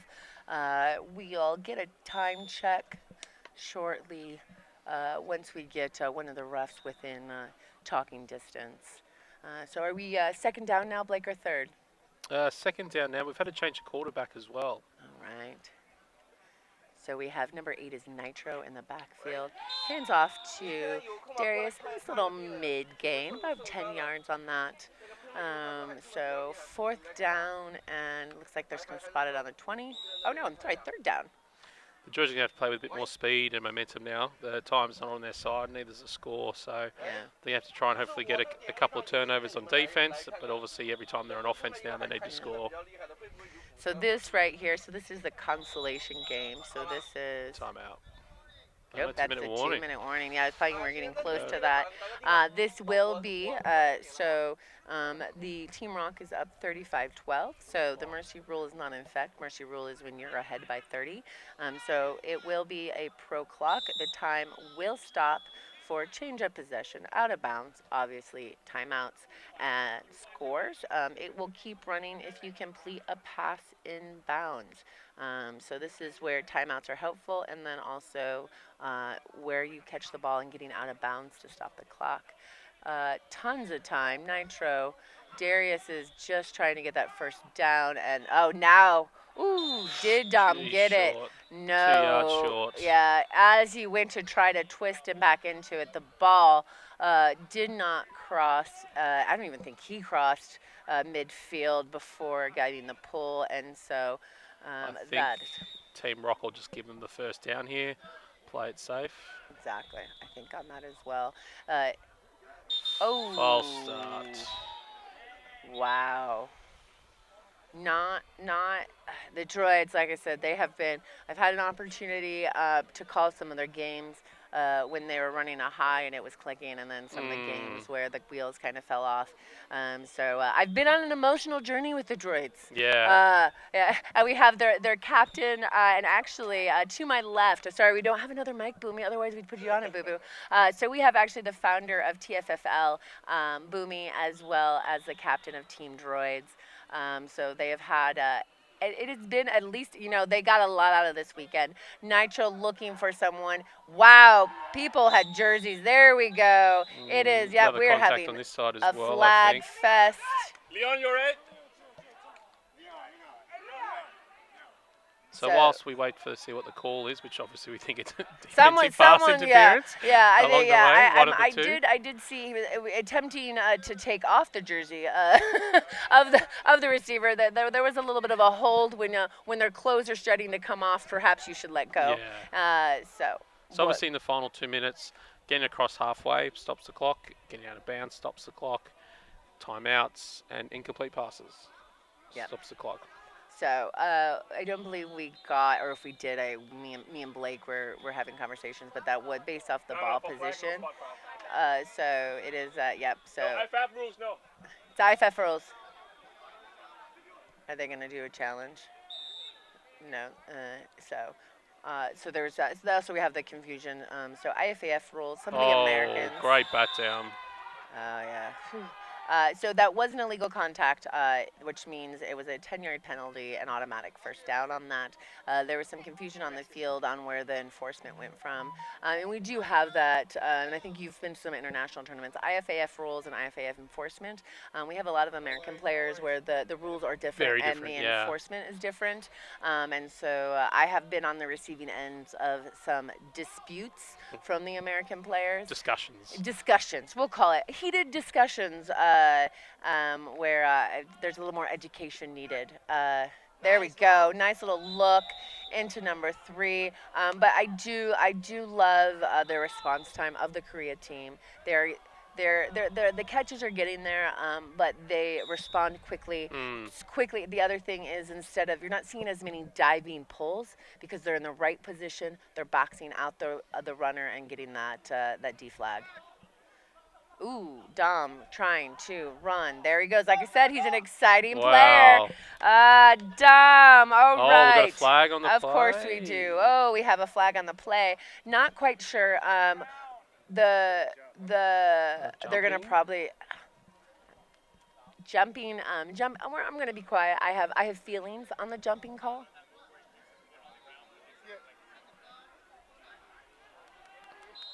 Offensive penalty on that one. I believe it is. Let's confirm with Johnny. Johnny, was that a jumping? Did they call jumping? Okay. They called jumping on that. Which I think in some of the over in America you're allowed to jump in flag. Also, the way it's written and the way it gets interpreted. So that's why, as an official, that does officiate IFAF, I'm going to keep my opinion quiet on that. It is not a penalty I call often. Low snap. It was. 2 QB. Oh, there we go. 4-10, Tortino. Malik is looking. Goes back to Nitro. Mercer. Left corner. Ooh, and he gets it. There we go. Cool as a cucumber. Oh, wow. Who was that? I can't even see the jersey from here. The 19? 19. Was that Joseph? Johnny, who is that? Johnny. 19. Is that Joseph? I can't see. Oh, it's Rainer. Oh, thank you so much. Oh, wow. Rainer with the TD. I know. Yep, that's right. Yeah, the spectators. I asked a question. Now I got all sorts of feedback. You ask, you receive. I know, right? Exactly. Really. So we'll wait for this extra point. Hopefully, we have more to celebrate for the Droids. they're doing the 10-point, right? It was a 2-point conversion. I just don't know how far back they were. Oh, great throw. Denied. And that is number 83 getting their hands on it. So Rayner actually hurt his knee last year here at, so that's what they were saying. So this is, I believe it's his first tournament back. And he's made some good scores. Not the first score he made this weekend, but really, and in terms of, you talk about morale and ending on a high note, particularly a team. An ACL is a tough injury to come back from mentally. And that's game. That is game. Blake, this was so great. Thank you so much. I believe final score was 35-18 with the Team Rock from Korea taking the win over Bangkok Droids, plus, like I said, a little extra special international seasoning from America as well as China and Singapore.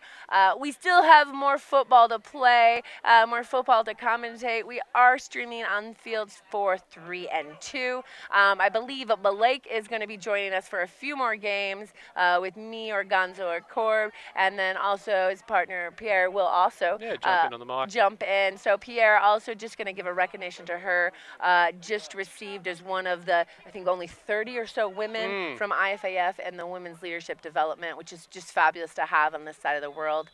Asia Oceana, she is a great player. Unfortunately, got a little bit of a boo-boo, a little bit of a little wonky knee injury earlier in this tournament. Unfortunate for her, lucky for us commentators to have her, and she's a fabulous leader both on and off the field. So yeah, stay tuned for some more football. Thanks so much, Blake. That was great. Thank you. It will lift it up.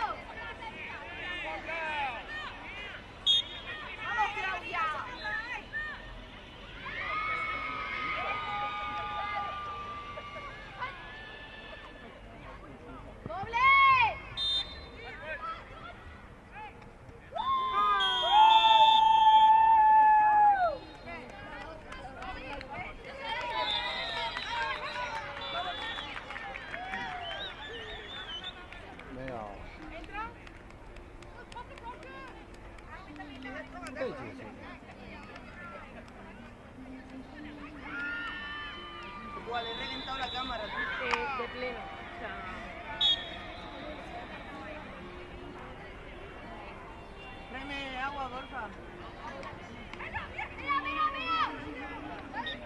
¡Vaya bien!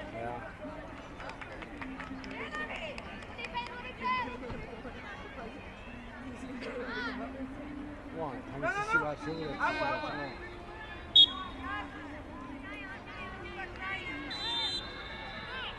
他们都有那个西瓜、桃花、香瓜、山竹。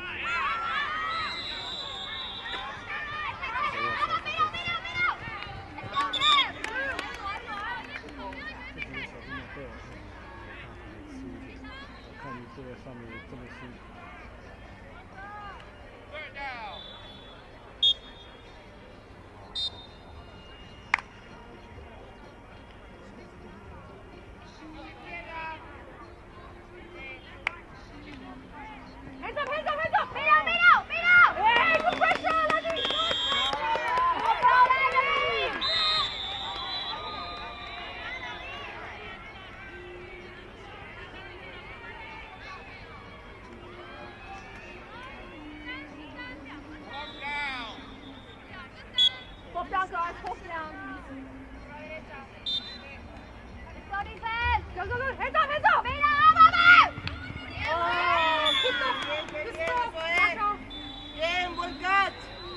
什么应该叫他们这雨伞旁边拉开一点，导致我进。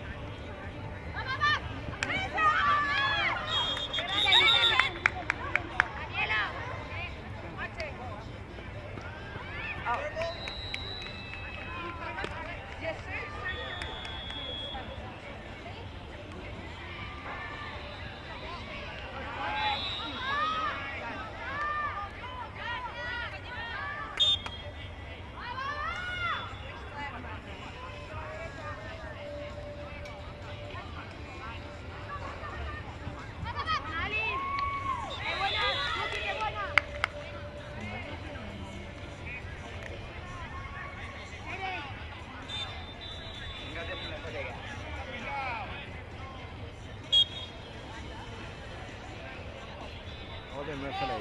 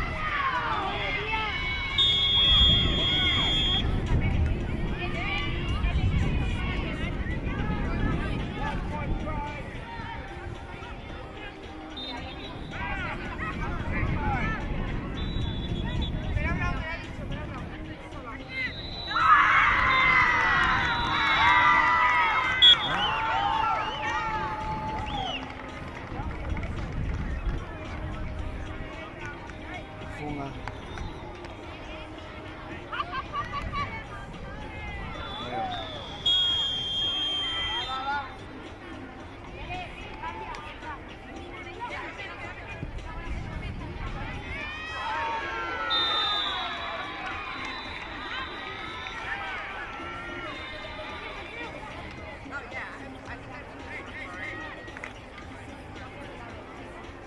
I'm an athlete. How many more times can I hit a ref before I get ejected? One.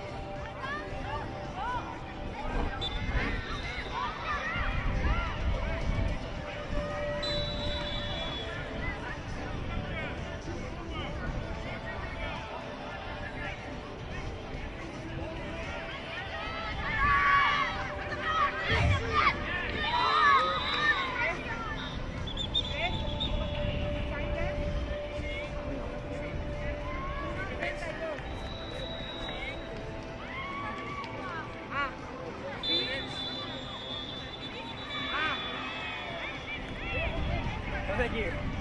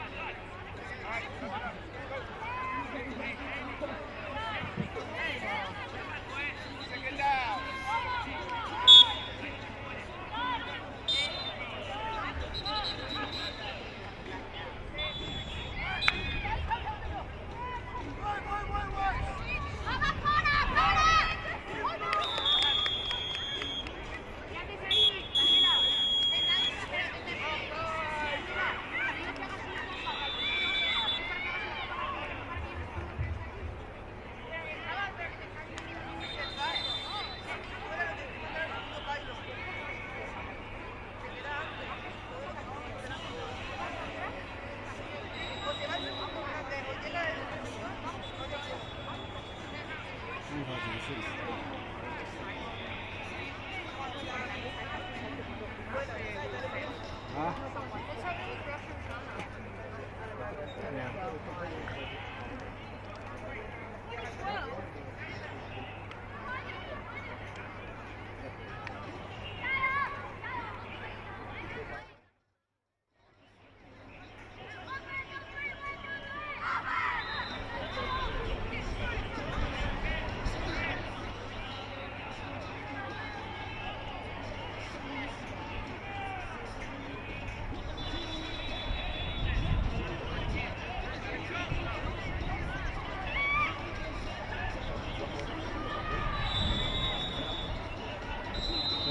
跟比如打基本上没东西，这个打完没。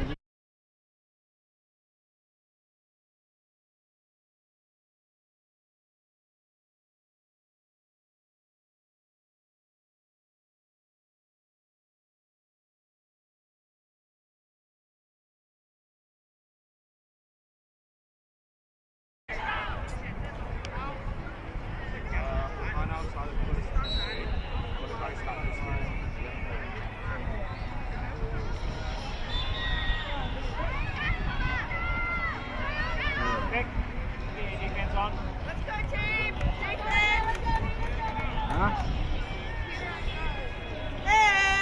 没有的。啊？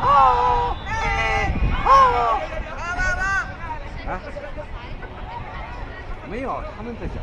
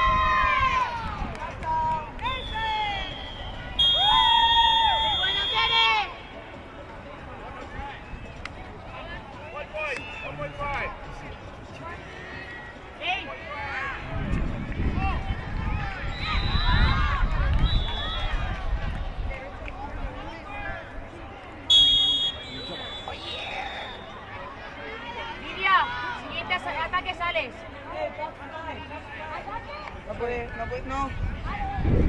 De paraguas.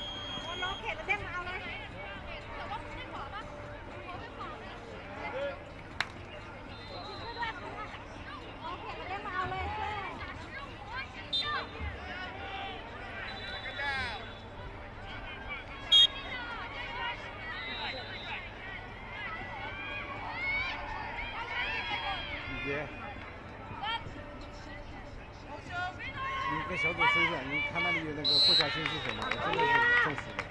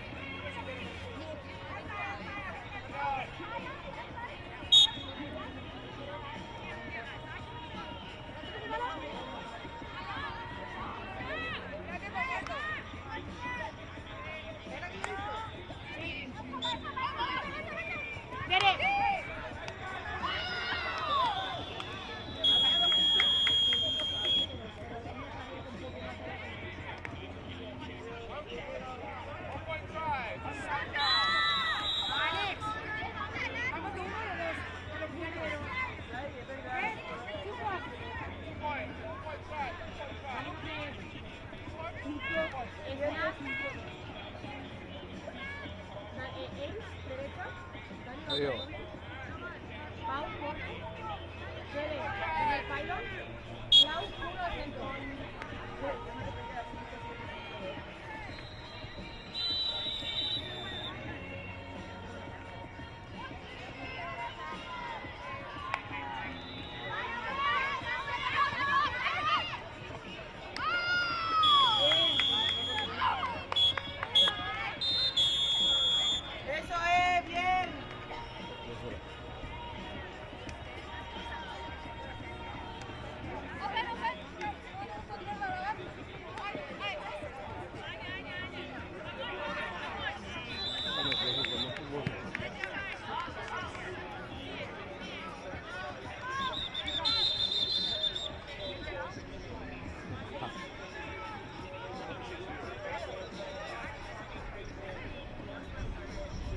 红色的厉害是吧？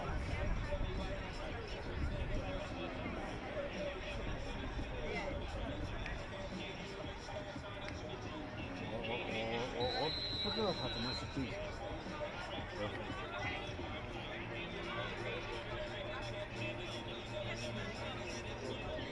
操！我真的要下来了。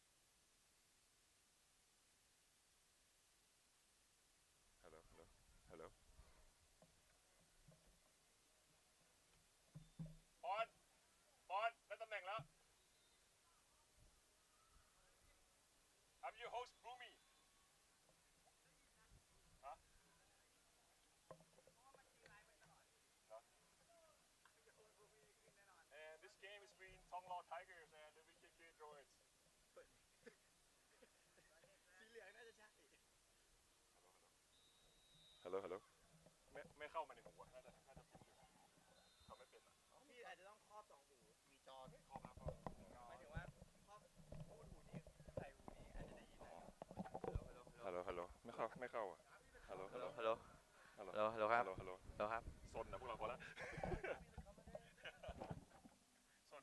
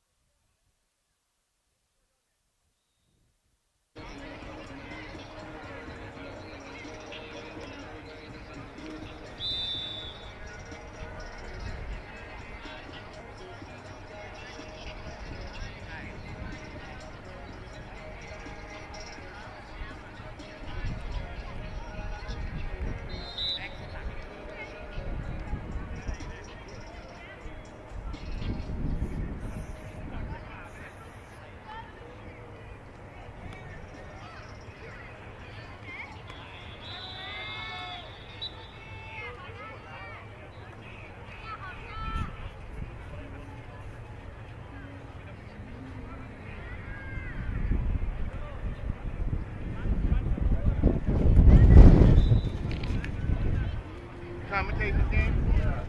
I'm your host, Boomy.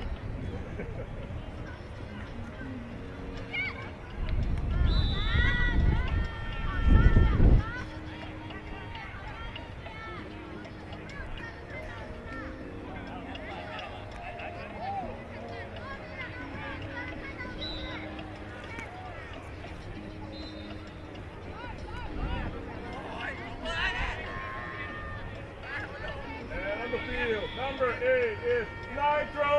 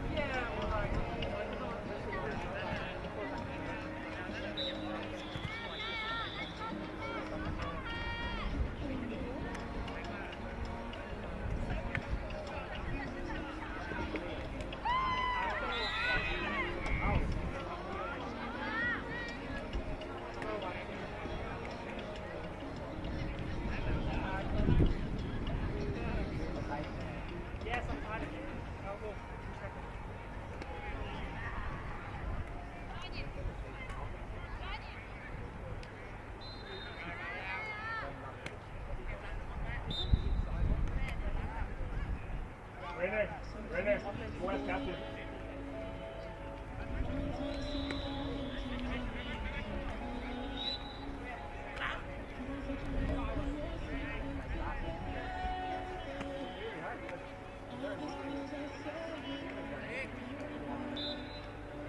Doing coin toss first or? As usual. We'll wait for that. We are going to we will do the coin toss for Alice and medal. No, it's the formation. It's what? Third place. No. Coin toss will be over here on the side. No, just give me 2 minutes. I thought that you were the commentator, the broadcaster. I want to be. It's hot out there, man. I think you will have more fun over here than over there. It's too hot out there. Inside the country. Yeah. Hello again. What do you think you are going to be? My super down judge. Okay. Tamika will be side. So I think I'm going to do that. I think so. So we have Tiger.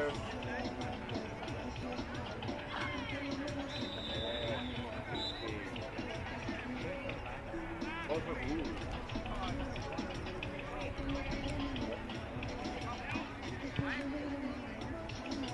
Let's go. Coin toss. Winner.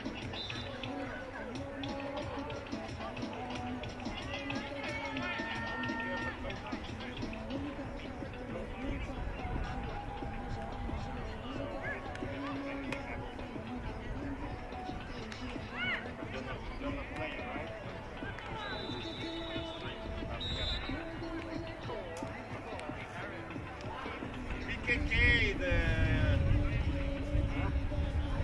play was all over internet yesterday. No, I don't. All the officials,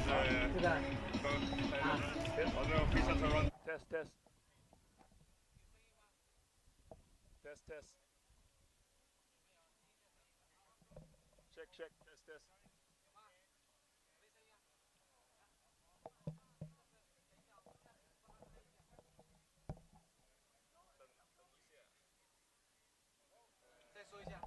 Test, test.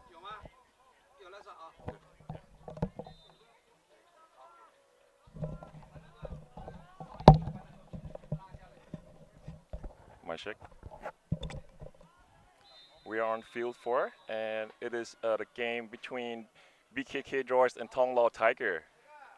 I'm a player of BKK Droids team, but now sitting in the commentator tent because no one is here. So for now, I'm your host, Boomy Wongwan from BKK Droids. These two teams travel all the way from Thailand, and we ended up playing against each other in this constellation game for 7th place. Nobody's here, so I feel it a little bit.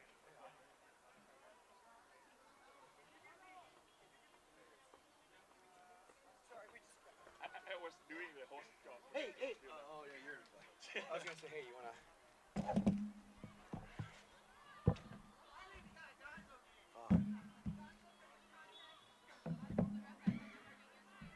not gonna say that. Wait, yeah. Oh, is it? Which one? Which one? The black hat. Yeah. Can you just give me 1 minute, 90 seconds? The far one. Yeah. Sorry.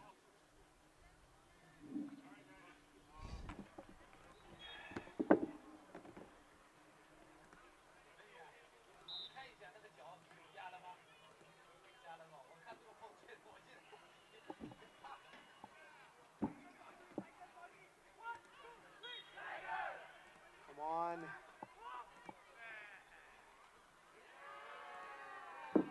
Come on, computer.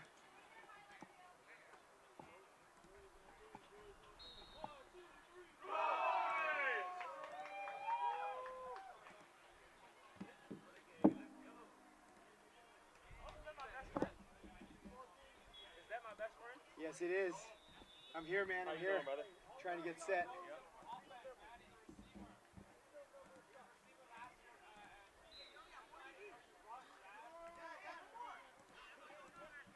Okay, I'm good.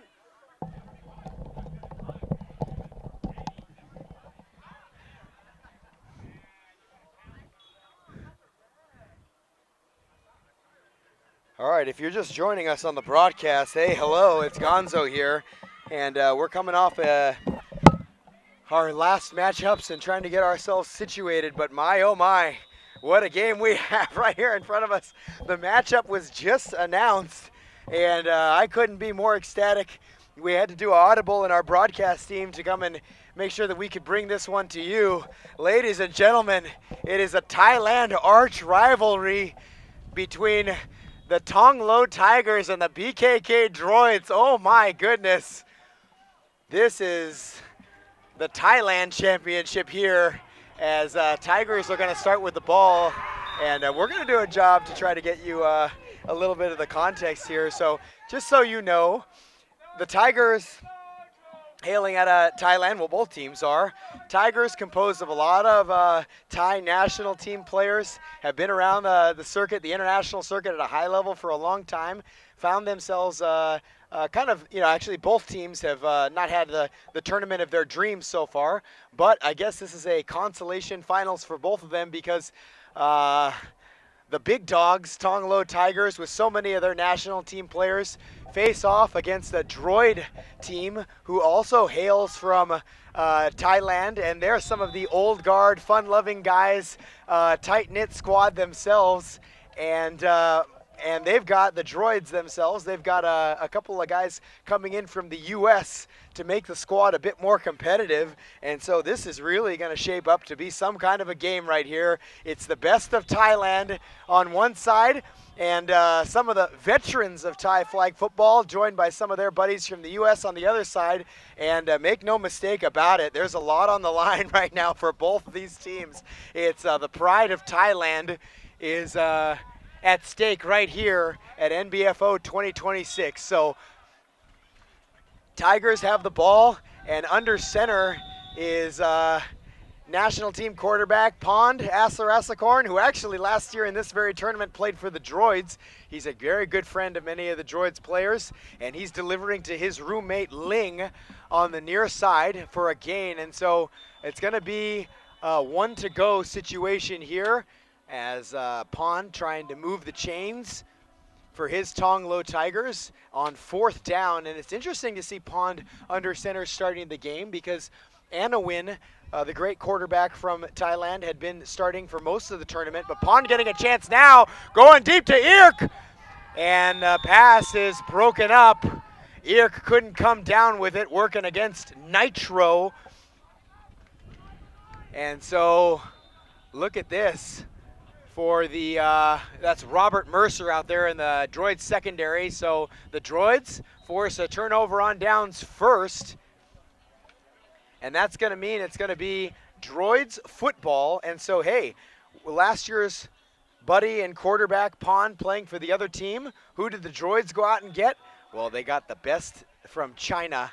They got Timo Zhao, who is normally the RMGD quarterback, but really, really good friend of a lot of the Droids players, and plays with them in some of the tournaments. And so he's starting quarterback now for the Droids in NBFO 26, and he dumps one off, completed catch to Malls. That's Kamal Stewart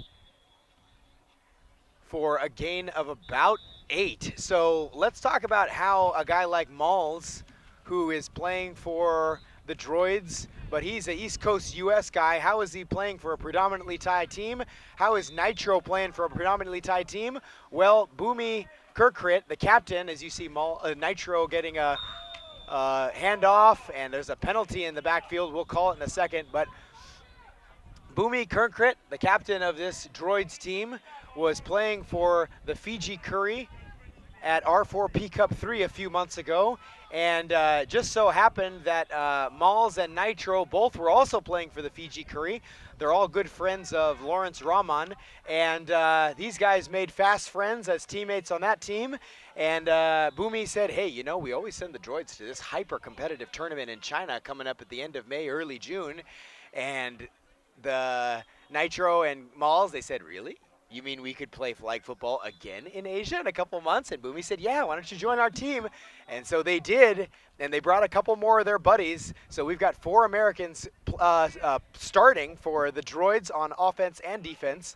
And so another double snap. They're going to give it to Nitro, looking for Darius. And a nice pass defense there in the secondary by Ice. That's Chisnupong Wong Srivilas. We know him as Ice.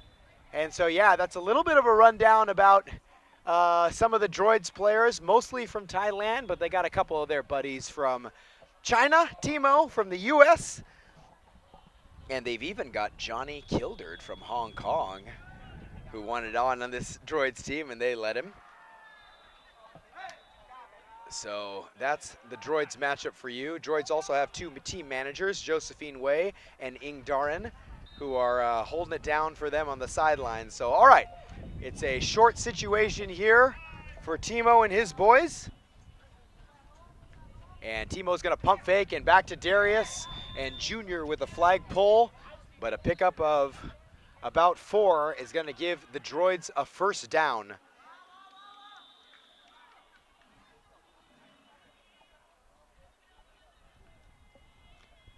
So the heavyweight matchup gives us an opportunity to talk about the Droids defense. We already mentioned Ice. We already mentioned Junior. Rounding out the defense right now is Kenny and Arm, who's the captain, and the rusher is Ohm. And Boomy's gonna step into the press box here for a second. Hey, this is great. We're super excited. We got I'm the captain. I'm Johnny Gonzo here. We got the president himself. Boomy good. Kirkrit, can you believe it? I got your last name right? Boomy, what can you tell us about the rivalry between the Droids and the Tigers? So this is basically backyard football where we come from. We practice on the same field every week, and now we're here practicing together. Oh no, I mean playing together in Ningbo, China. Yeah.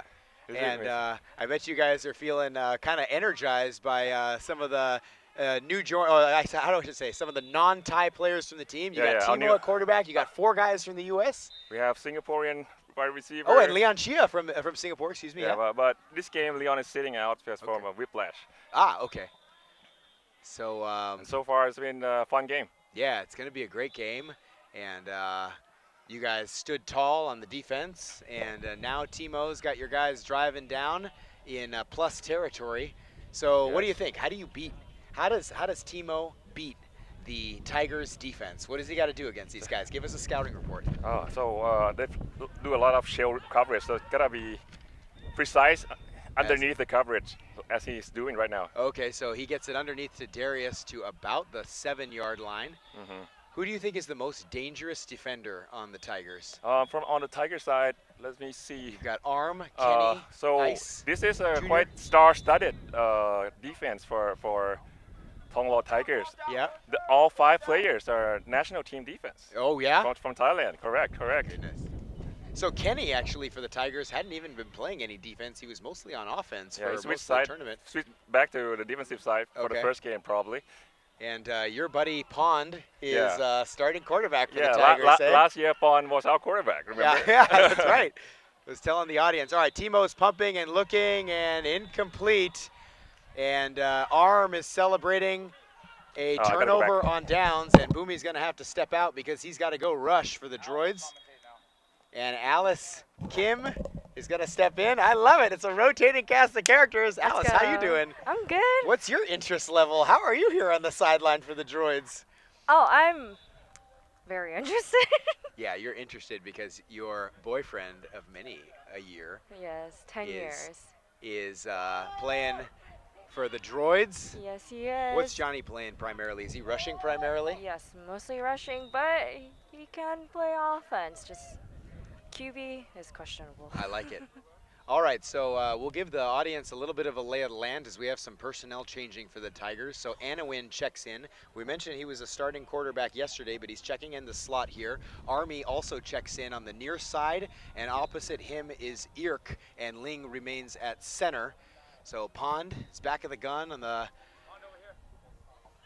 side of his field, gets it off, and nice pass defense by Nitro.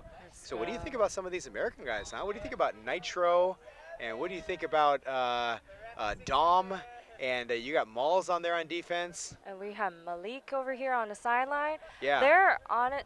Honestly, they came with chemistry because they played together multiple times back in the States. They're all friends. They came with the chemistry. They're able to mingle with everyone. They're very malleable. They're a good fit for, I think, whatever team they're put on. Yep. Me as a player also of maybe almost 2 years, I've been learning a lot from them just watching them. They've come with skills, personality. Yeah. life, Yeah. vibes, everything. Yeah. It was so funny actually because we were all having dinner last night together in the lobby of our amazing hotel, and somebody handed Dom, what did they hand out? Oh, they handed him an egg tart. It was an egg tart? Yeah, it was an egg tart, and he had never in his life had an egg tart.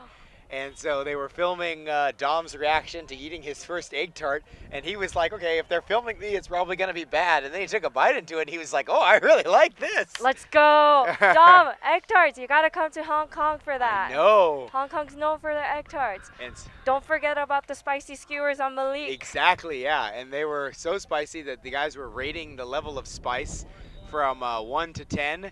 And I think that it was Dome, actually, who was kind of the one really being like, all right, that's a level 1 spice. And if you get that spicy cauliflower, that's going to be a level 5 spice. And you could even go up to like a level 10 spice. And so it was a lot of fun last night having dinner with you guys. It was our first time feeling the mallest spice in China. When in China. Yeah, so Josephine is going to be video recording us right now, and we love to see it. And hey, there's a penalty on the breaking field. news, Josephine might be back in 6 to 8 months to play. Let's go. That's at post ACL. Slow breaking news. 6 months max. All right. Yeah. Hanoi Bowl. That's right. Everyone, tune in for the future of Hanoi Bowl. Look out for Josephine Wei. Yeah. All right, so the Tigers have turned the ball over, and Timo's going to get another shot here as he completes a catch underneath to Malik. He's wearing 410 as his jersey number. We were guessing that might be his area code back in the U.S., but we're not really sure. And so, my goodness.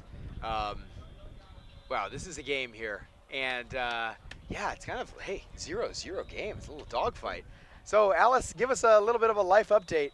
What's happening with the Mermaids? How's it been going for you guys this tournament? So Mermaids, we won 32-0. Yeah. When is the? Wow, we don't talk about that. We'll talk about that next. That's a little too personal. Yeah.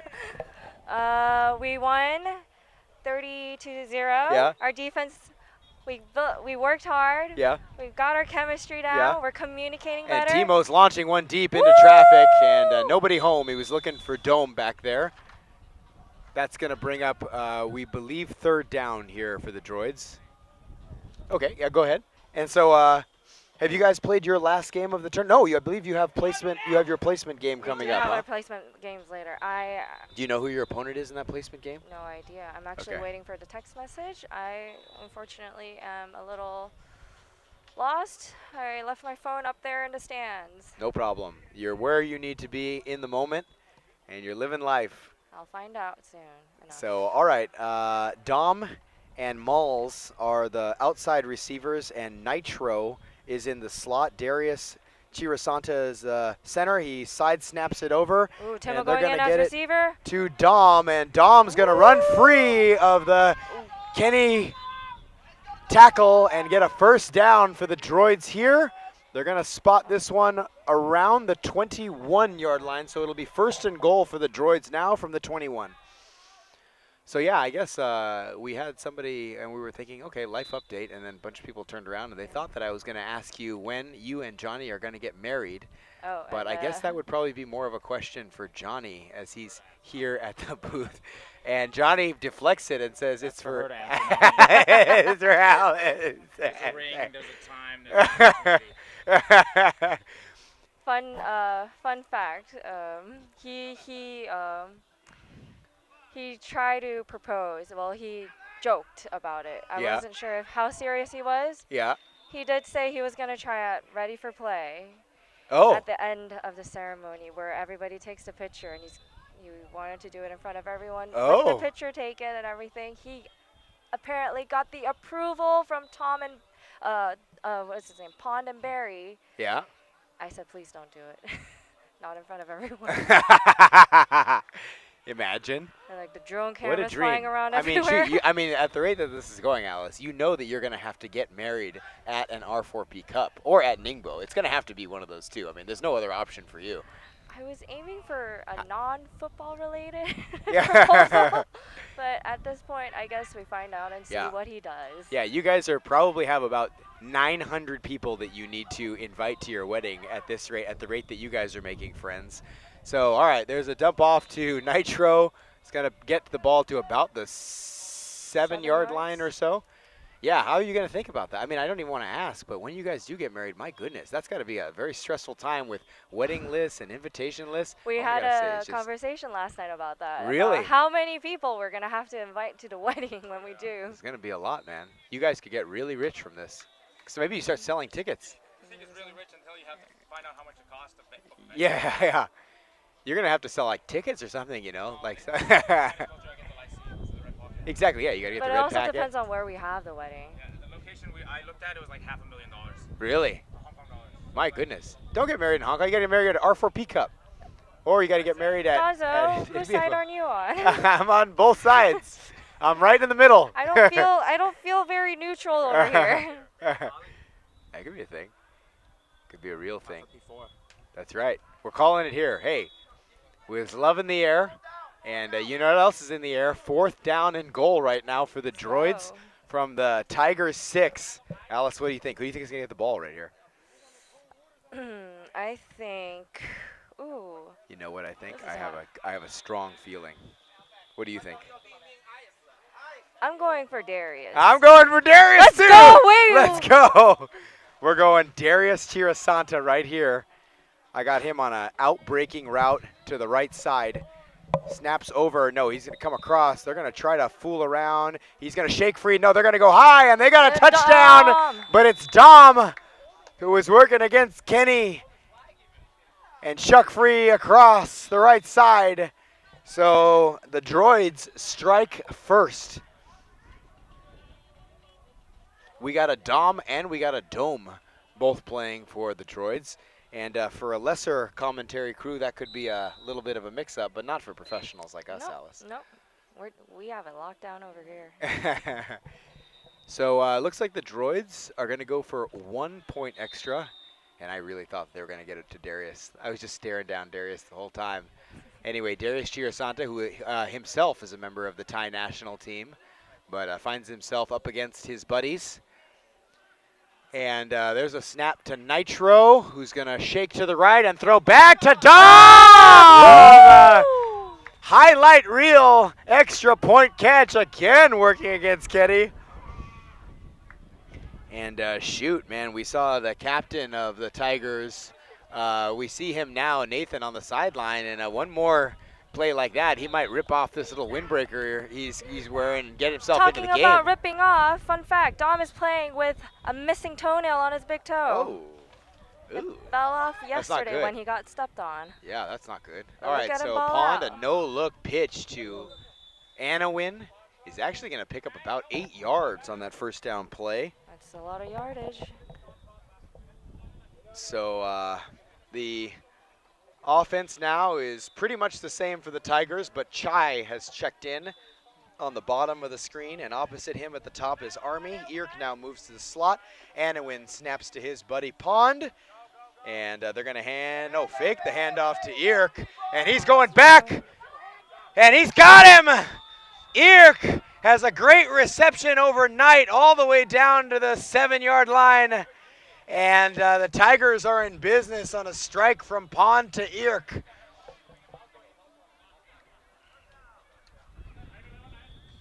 Knight is subbed out Nice play with call. Malls. Pond faked everybody out of their shoes on that one.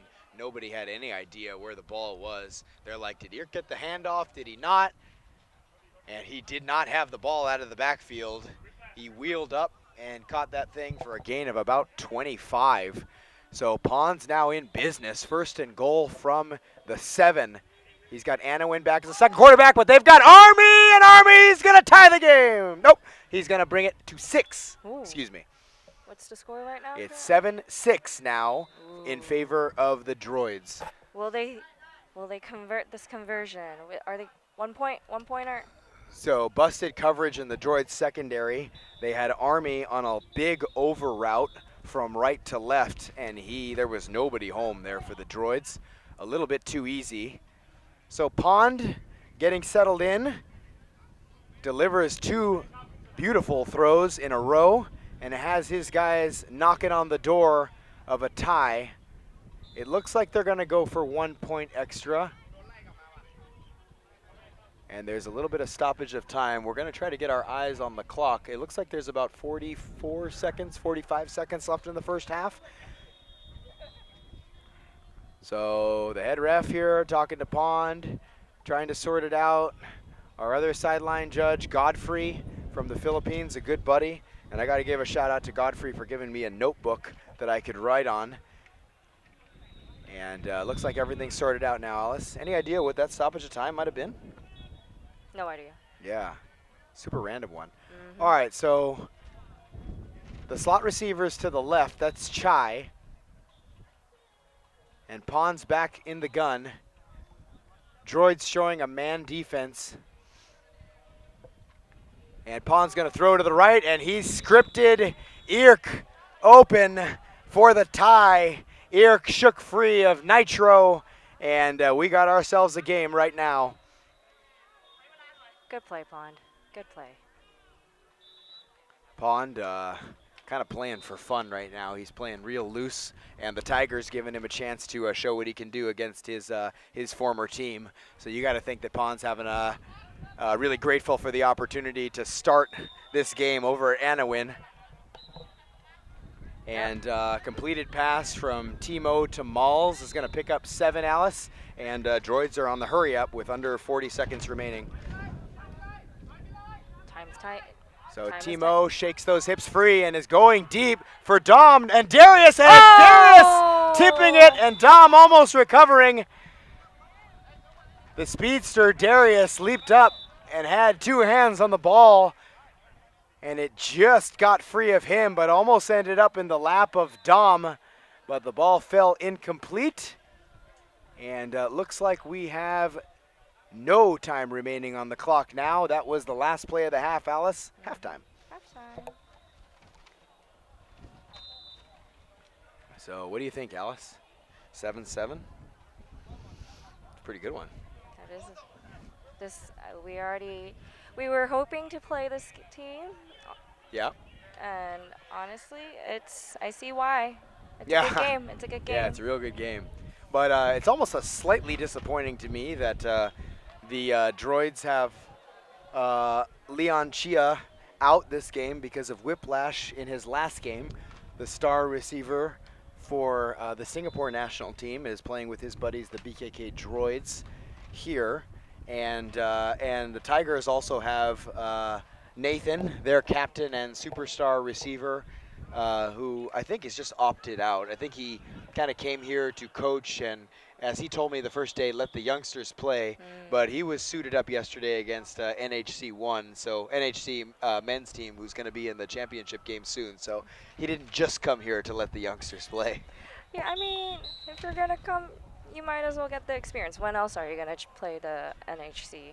Exactly.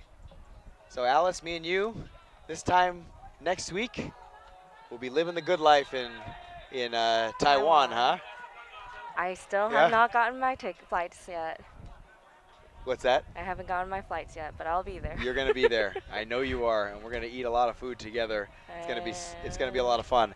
So I'll be playing with a number of the Droids next week. We'll be having a new branded team called the Vintage Rookies, and we'll be playing with Pond. I'll be playing, we'll be playing with Johnny. I think that Johnny might actually be the only current Droid who's going to be on that roster. Is it true? I think so. I think so, actually. I don't think any of the other guys will be there. Maybe the piggy bank is exhausted, or maybe just the time to travel is exhausted. I was asking Boomy, I said, hey, you going to go out to any other tournaments? And he said, man, I got to work, bro. Yeah. He said, I just can't get this kind of time. He's jammed his thumb a couple times, and he re-injured it yesterday, so I think it's time he has a little bit of a break. Yeah. Let's hope and see if Johnny comes back in more. Yeah. And we have Pond, who will be there playing with Pond will be there. Barry. So it's Pond, Johnny, and myself are the guys who are related to this field, and of course you'll be there. But it's an all-men's tournament. But we have enough women hanging out to make it a co-ed.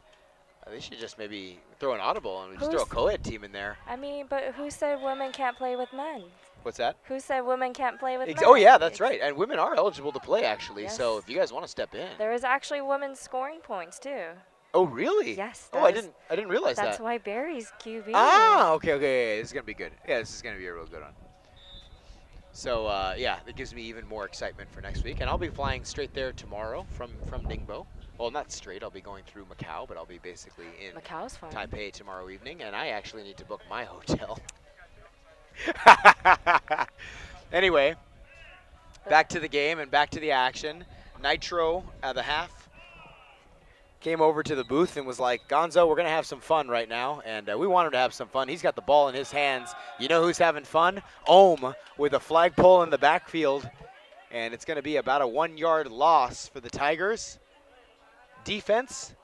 So that's going to bring up a, I believe, 3rd down and 15 as the ball spotted at the 10. No, it's 4th down, excuse me, Alice. So 4th and 15 now, and Timo's going to have to probably either script up a double quarterback or get ready to launch one. So the deep threats, I should say, Dome and Dom, both in the game now. Nitro, who will probably act as a QB2, and Darius, who's quite versatile himself. So it looks like the Droids might send 3 quarterbacks back. No, they're going to send 2 and send Timo jogging out. Are they going to try to get the ball to Timo? No, they're going to try to get the ball to Darius, and he's got it. Darius got and the gets catch. out of bounds for a 1st down. So Chirasanta picks up the 1st down. Timo acting as a big boy decoy there. We thought that they were going to try to hit him, and he wasn't looking for the ball. And so Nitro had to look over and hit Darius about 10 yards behind him on the near sideline. What were you trying to get Timo to do yesterday? You wanted Timo to line up as a rusher today, yes. Is that right? So Timo said last night during dinner he wants to play DB. And I said, why not just go in as Rich? Imagine a guy that with his size, height. Timo's a big guy. He's like 6'2", 6'3", something like that. He's big, especially when he raises his hands up and his wingspan. It's like, yeah, he's like a bear. It's like the Chinese bear coming at you, you know? All right, like a sun bear. All right, Timo's throwing it underneath to Dom, and Dom has another Droids touchdown. So the Droids break up the tie. They're going to jump out to a 6-point lead here. Early 2nd half. Nice methodical drive, Alice, for Timo and the guys. Slow and steady. Slow and steady wins the race. And the Tigers offense get ready on the sideline, as the Droids will go for 1 here to try to extend it to a 7-point lead. So it's going to be Dome, Nitro, Dom, Darius, and behind it all, Timo. So Timo hands it off to Nitro, who's going to look back and just incomplete, but a flag is thrown here. Would it be a block of rush? We're thinking maybe. Oh, they're gonna. It was a flag against the defense or offense. What's happening? They're calling it against the defense. I believe that they're calling an illegal contact against the rusher Ohm, who might have deviated from his path to the quarterback in order to get a little bit of contact, and so that means that the Droids are going to get another attempt at this 1st down, Alice, from the 2.5-yard line.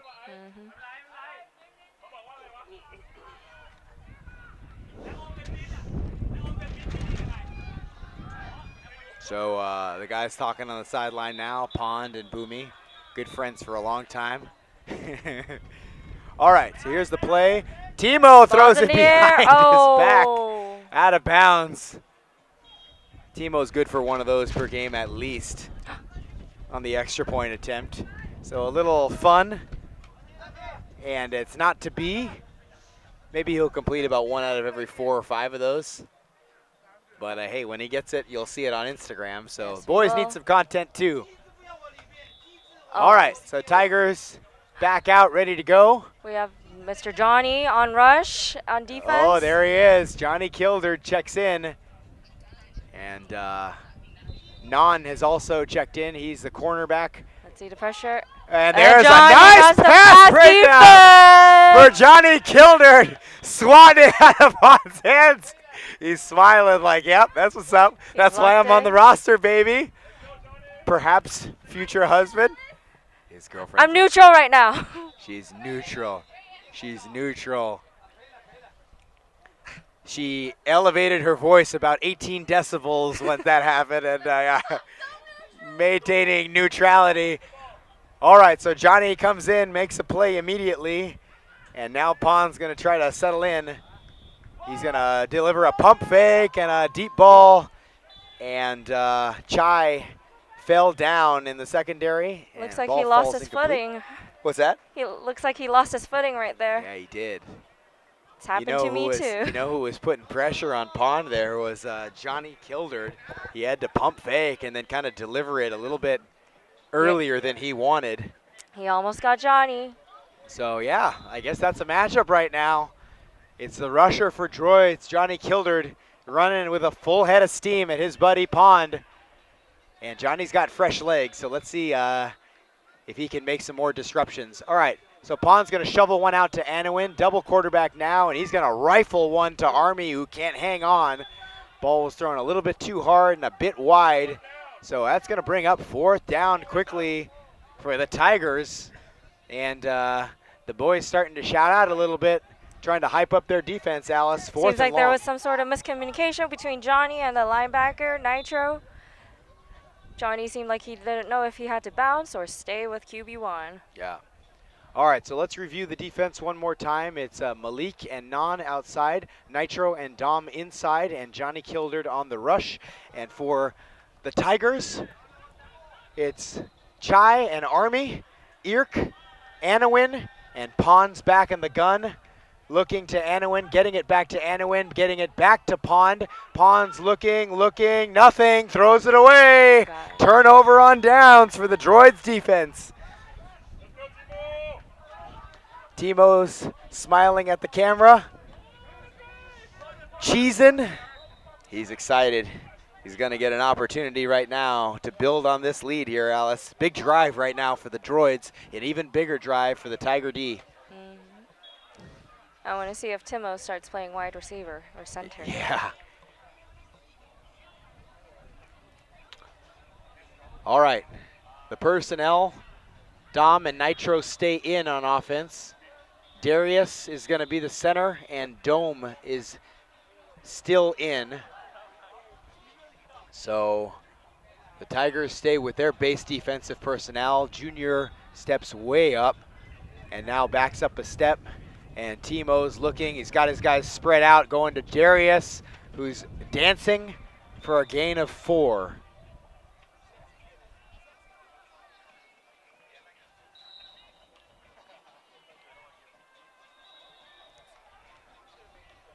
Well, they're going to give him 5 here. Ooh. So, my goodness. The Droids, with their new look upgrade from last year, playing a nice little tournament and find themselves in this consolation game versus their buddies. And right now are leading by 6. And Timo's going to uncork one to Dom. He's got it for a Droid touchdown. Oh, Timo dialing up the launch codes for his new teammate and buddy Dom. And Timo might be a little bit hurt. He's clenching his right fist. Or he might just be celebrating. No, yeah, he looks to be okay. He might come out. No, Timo's got an injury. He's got something wrong with his bicep. He yesterday during one of the games, he was hit by the rusher, and his arm. He didn't feel any pain yesterday, but earlier today, this morning, he's been saying he's feeling the ache on the arm. Oh no! So Timo, after a great deep ball, is going to come out of the game, and he's in obvious pain, kind of pointing at his right bicep. So that means that Malls is going to come in at quarterback for the Droids on the extra point attempt. They're going for 1, but they're going to snap it to Nitro. Nitro behind the back to Dom is going to tack on one more. Channel to Timo play. Behind the back magic from Nitro. The chemistry was chemistry. Oh my goodness. He said he was going to have fun. And man, he's having a lot of fun right now. The man's all smiles after falling asleep at the lobby last night. Yeah. Did he fall asleep? Yes, he at did. the lobby? We have a picture of it. Nitro? Yes. Oh man. We all took a picture of It's him that jet posing lag. the sleeping Yeah, pose the with jet him. lag hits you hard. All right, so I think playtime's over for Pond and company. They're looking pretty serious coming out, and they got to get moving quickly. Pond's going to fire! Intercepted! It's Nan, the chicken man, in! Chicken! For a Droids touchdown! Nan caught the tip ball and took it all the way home. And man, this game is getting broken open right now by the Bangkok Droids. 26-7. And Timo is checking back in here for the extra point. And Man Pond can only smile. I think he was looking for Irk there. I'm not sure. I thought it was maybe targeted to Irk, and Balk was a little bit behind him, off of his hands, and right into the eager arms of Nan. And Nan walked into the end zone, eh? Dang. Smooth criminal. Just like that, you know? He's a smooth criminal. So. How smooth was it? Too smooth. Too smooth.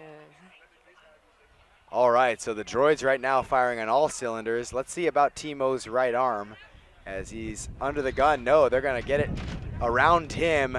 They're going to get it back to Nitro, who's going to make a move and flip it back. And yes, indeed. Nitro to Malls. A little flip and in. 27-7 right now for the Droids. It is unreal.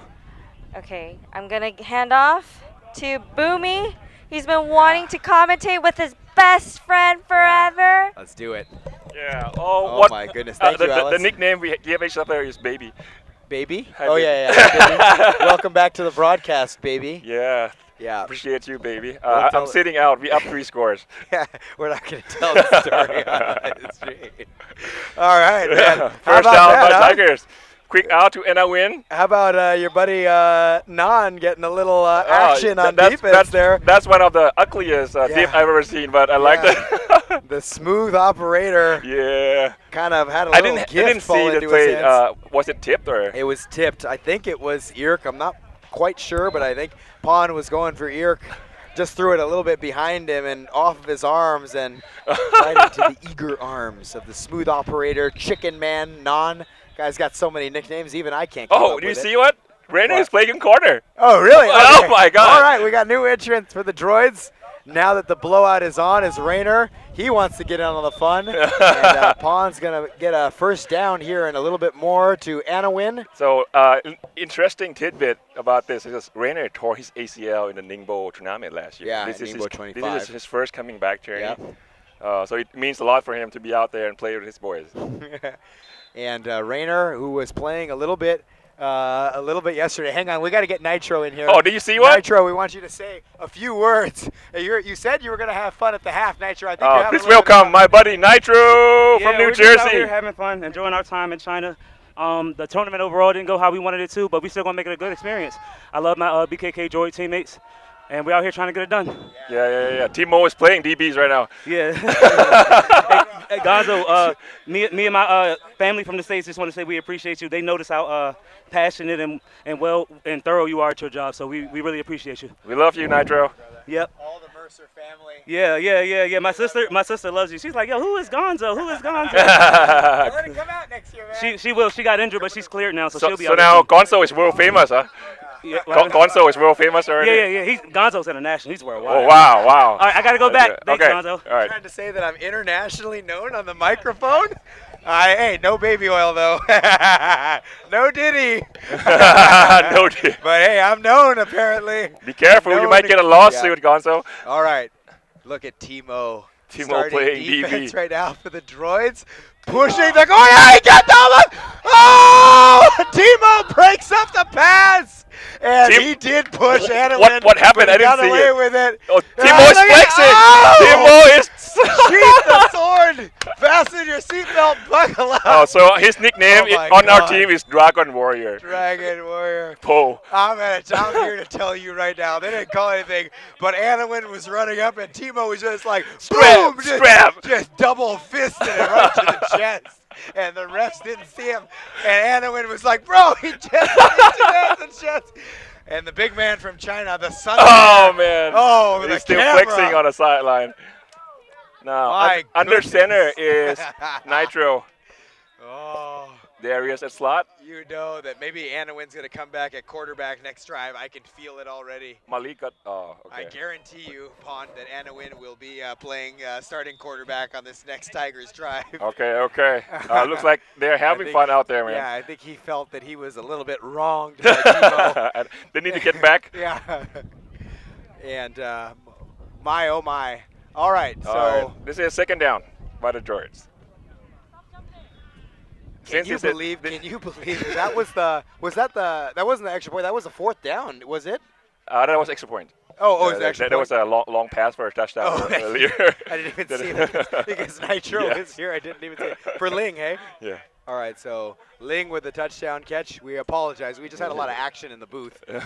And Nitro, the droid's kind of taken over the broadcast. I think somehow it's like on your side of the field, it's like you have easy access here, but the Tigers are blocked off. Yeah. And so you guys just come So in and we take over kept the booth. creeping in on the booth.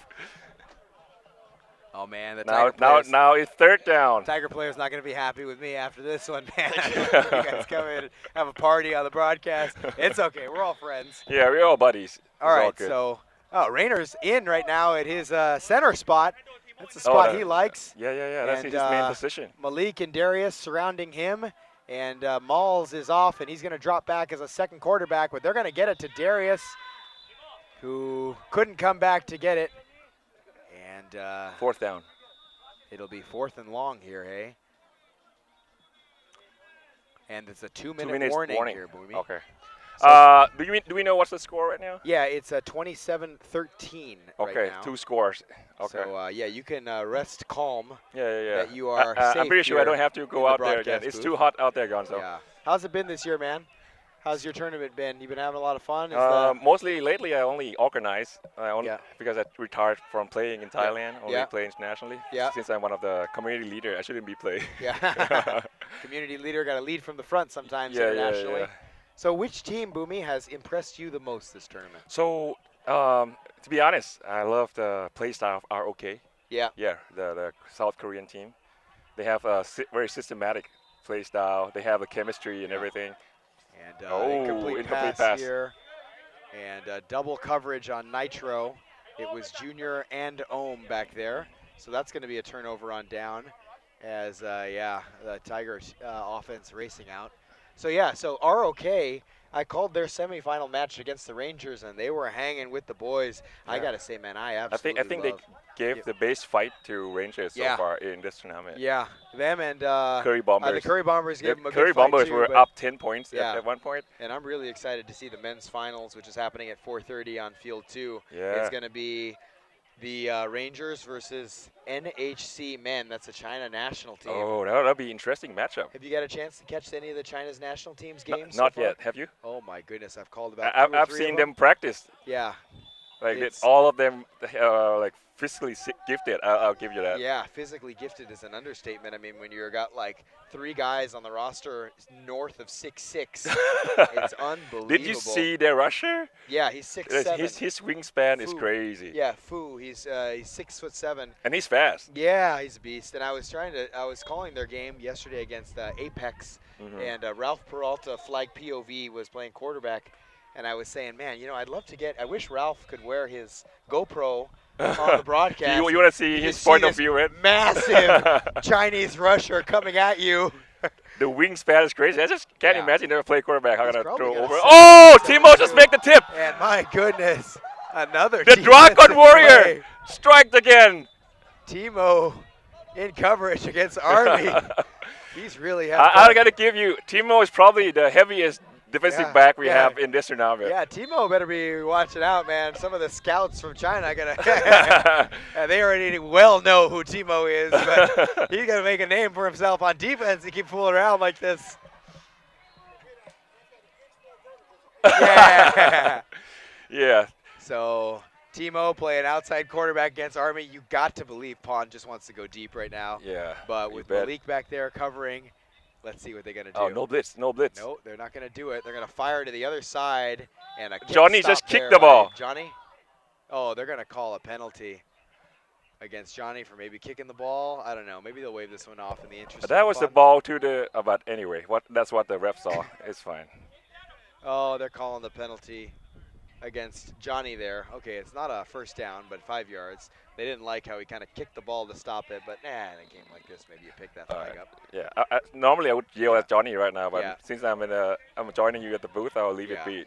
Well, all these refs are actually being monitored for accuracy of calls. Yeah. And so there will be evaluation and there's to evaluation. improve their performance after. So even in a fun-loving game like this, the refs got to call the penalty there. So, yep. Oh, I have my caretaker. Can she say hello to the yes, of to course. the stream? Hey, Zoe, come say hello. Hello, everyone. Hello, Zoe. Yeah, that was Zoe. She's been taking care of BKK droids the last 2 years. Yeah, she's a little shy. It's okay. She just said hello already. All right. Want to say hello? Well, Zoe, does she speak Thai? She's studying Thai, interestingly. Studying Thai, huh? Yeah. Thai Chinese translator? Wow, that's so good. She speaks Mandarin, English now. Now she's studying Thai. Zoe, Pom pen kon Thai. Som sak. Som sak. Oh, that's really good, Uncle. Who taught you that? Yeah, I don't know. I learned it many years ago. Duolingo. Yeah. Duolingo. Duolingo can't teach that kind of accent. So I just gave Zoe the shock of her life. Did you see that? Timo just trapped again. Again. Oh, the Dragon Warrior strike again Timo and seems again. to have the number of Army. And now Rainer coming back in at defensive back. He's calling it a couple of times here. I don't know, man. Maybe Timo's just reading Pond like a book right now. I'm not sure. But hey, we thought that Anawin might come in at quarterback, but no. Yeah. Pond stays in, and Ling is going to get the ball here on the slot, and he's going to scramble forward for a gain of about Rainer 9. made a stop and kind of hobbled a Is little that bit. going to be the game? No. Oh, a timeout here taken by the Tigers. No. Okay. So clock is probably running out. They're not going to let this Not game sure end how without much a time deep is shot. left. Can someone check how much time is 22 left? seconds is the time on the clock. 22 seconds. 22. Okay, so this is likely last drive. Yeah. Unless there's a last quick drive. score. Certainly last drive for the Tigers. So the score is still 27-13. Yeah, okay. 27-13. So let's review. Bond under shotgun. The star on offense really has been Dom. 2 touchdown receptions himself. And, of course, there's going to be a touchdown grab for Anawin. Was he in? Yes, he was. Yes, that's a touchdown. That's a nice corner route by Anawin and a good throw by Pond. So Pond to his fellow quarterback Anawin. And, that 19-27 is going to be the score. Right, now they're going for extra Tigers points. bringing the score back to look respectable. I think they are going for 2. They don't want to show on the box score. Oh, they're going for 1. They don't want to show a 2-score loss to the Yeah. Droids. They got to finish strong, right? Yeah. Got to finish strong. Got to be respectable. All right, so it looks like the Tigers here are going to go for 1 point extra. Yes, sir. And the guys looking at their wristbands and trying to figure out what's it going to be. Darius, how much time left? Ask. Oh, 2 seconds, they say. All right. So it's a trips to the left, Ling, Irk, and double left, and then Timo still Army in at right. middle defender. So Pond is going to fire, and he's got Irk for the extra point. Yes, so now it's 20. Yeah, so Irk brings 20. it to 20 points for the Tigers. So 1-score game with 20-something seconds left in the game. And I think that if you're the Droids right now, Boomy, you probably want to see Timo take the kneel, so you just make sure you got that victory. Yeah. It's a 1-score game all of a sudden. You don't want to make a mistake. Yes, they'll probably call the game right now. All right, folks at home, I gotta go back and prepare for the handshake after the game. Thank you, Gonzo, for letting me join you. Love you, man. Love you, baby. Love you, baby. All right, so we had a good one on this one. And, hey, that's a great game for the Droids. And a little bit of disappointment for the Tigers. It didn't go the way that they wanted. but with all these American studs and international studs coming in for the Droids, this time it was just a little bit too much. But to be honest, neither of the teams were putting forward their most competitive effort. This is a consolation game for both, and they were just out to have fun, although pride was on the line, and I guess pride this time sides with the Bangkok Droids as they prevail over the Tonglo Tigers, 27-20. So we thank you for joining us. It's Gonzo here. We hope you had as good of a time as we did in the booth. Big thanks to Alice Kim. Big thanks to Boomy Kirkrit for joining us. And we'll see you in the next one. We'll be back with our next set of games in just a few minutes. A reminder to you all that the women's and men's finals will be live streamed. So the women's championship division, that's the less competitive of the two, will be live streamed at 3:30 p.m. on Field 2. The women's elite division finals between the Butterflies and Team Hyde will be live streamed on Field 3 on YouTube, also at 3:30. And then at 4:30 on Field 2, we will have the men's finals between NHC, that's the China men's national team, and the Croydon Rangers. That will be live streamed on YouTube on Field 2. So we'll see you for the finals, we are sure. And for now, we're signing off.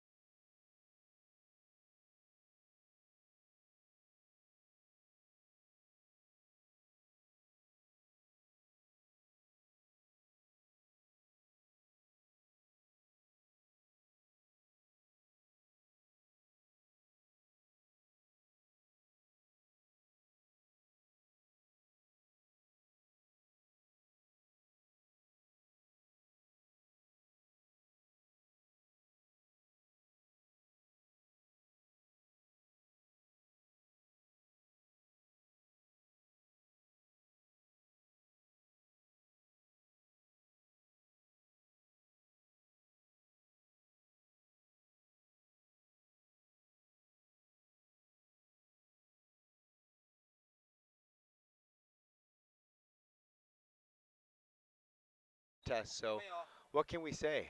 China national team led by the... Oh, it has sound? Oh, I just cannot hear. I cannot hear from the actual YouTube. And they're...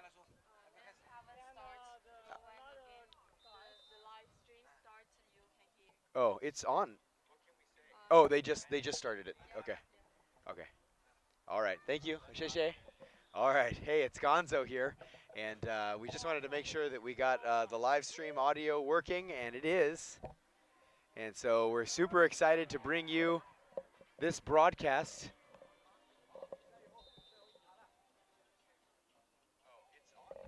Between NHC 1, that's for all intents and purposes the Chinese national team, elite, and the Team Russia, Russian national team. I said elite earlier, and I should say that this is the women's elite division, third place game. And we're really excited for it. It's a rematch because these teams just played each other about 2 hours ago. And it was a great match between both of them. NHC kind of ran away with it, but it really was a tie game for most of it. And then NHC took an advantage and then got a pick six to end the game. So NHC coming off their victory over Team Russia, beat them 27-13 a couple hours ago. And so Russia looking for revenge here at NBFO 25. And hey, just like that, we've had 3 days of football, and we come down to our final 3 games of the broadcast. We have this women's elite third place matchup that we're about to bring to you. And in 1 hour from now at 3:30 p.m., we'll be calling both women's finals games. The women's championship division is going to be against the Chinese national team B squad and Team Mexico, and the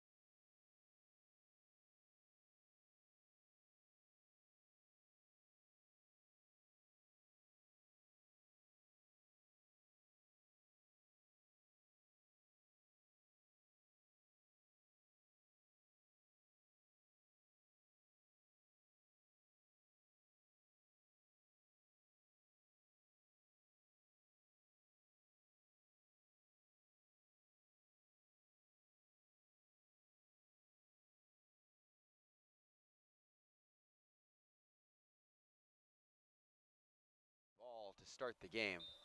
So our reffing crew, it's a good one. We've got refs. Jane from New Zealand is going to be the head ref. We've got Mufasa, we've got Godfrey. We've got one more who I haven't met yet. And so look at this. After all that, it looks to be NHC Team China is going to start off on offense. And you see the Russian defense coming out to the field first. So it'll give us a quick opportunity to introduce you to the Russian defense. Let's look. We've got Nikiforova Iulia. We've got Daniela Jelani. We've got Alla Gruzdeva. We've got Anastasia Abramova, and we've got Anna Spravtseva, who are going to be the starting 5 for the Russian defense. And walking up on offense, Team China, led by their teenage quarterback, Niu, and their superstar athlete, do-it-all, number 8, Lin. And joining them is going to be Yum, who's going to be playing center, Sunny, and Yara to round out the Chinese attack. So we're going to get started here. The women's elite third place matchup is underway with Niu back in the gun. Delivers a strike over the middle to her center, Yum, for a pickup of about 6 on the play. So this is a rematch. These teams have just played each other in their most recent game. That was the final group stage game for both of them. Each of them have gone through all 7 of their opponents, and they find themselves facing off in a rematch for third place here as Niu drops back, delivers a sidearm fling just too high for Sunny. She was working up against Daniela Jelani, and that'll bring up third down here as a personnel swap on the Russian defense. We're going to have Anastasia Abramova. Oh, no, excuse me. We're going to have Olesia Kayurova checking in, I believe. Excuse me. It's just a rusher swap. And there's the third down play is dropped by Sunny. She was slashing from right to left, and Niu threw it a little bit behind her, and it fell incomplete. So it'll be third down now, and about, what do we call it? Maybe 14 here. Looks to be third and about 14. The ball spotted at the 11. So expect to see Lin probably coming into the backfield here. She's the QB2 for China, and a bunch formation in the middle, and that's what she's going to do. So Lin coming to the backfield, but they've got Sunny deep, and she drops another one, and it's going to force a turnover on downs. Oh, Sunny'd like to have that drive back.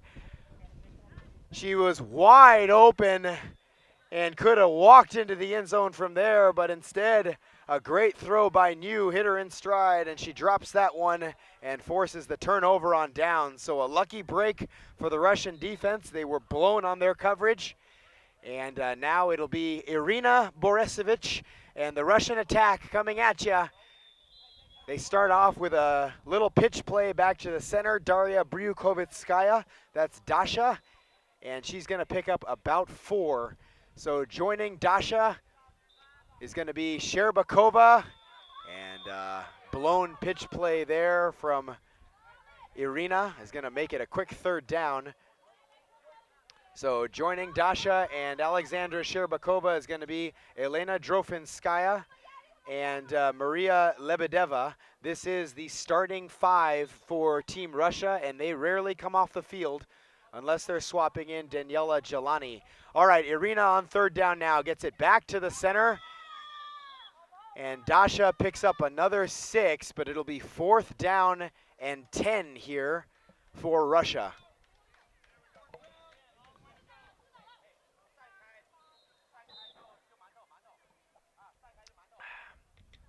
So the Chinese defense, we're going to call a couple of the players by name. We've got Hannah, we've got Anan, we've got Baby, who is usually rushing. And let's see what Irina can dial up here on 4th down. She's going to go deep. She's got Abramova for a catch all the way down to the 6-yard line. This time China blew the coverage. Excuse me, it was Lebedeva, excuse me. And Maria Lebedeva. Gonzo still settling in himself. Got to call the Russian players' names right. She was wide open, and Irina threw that ball a bit outside, and a nice tippy-toe catch there by Maria to keep it in bounds and move the chains for Russia. So right now, after the big pass, Russia is in business. 1st and goal from the 6. Drofinskaya comes into the slot left here. Irina right under center now. is going to bring Sherbakova in motion, hands it off, and a touchdown for Russia to open it up. It's Sherbakova for 6.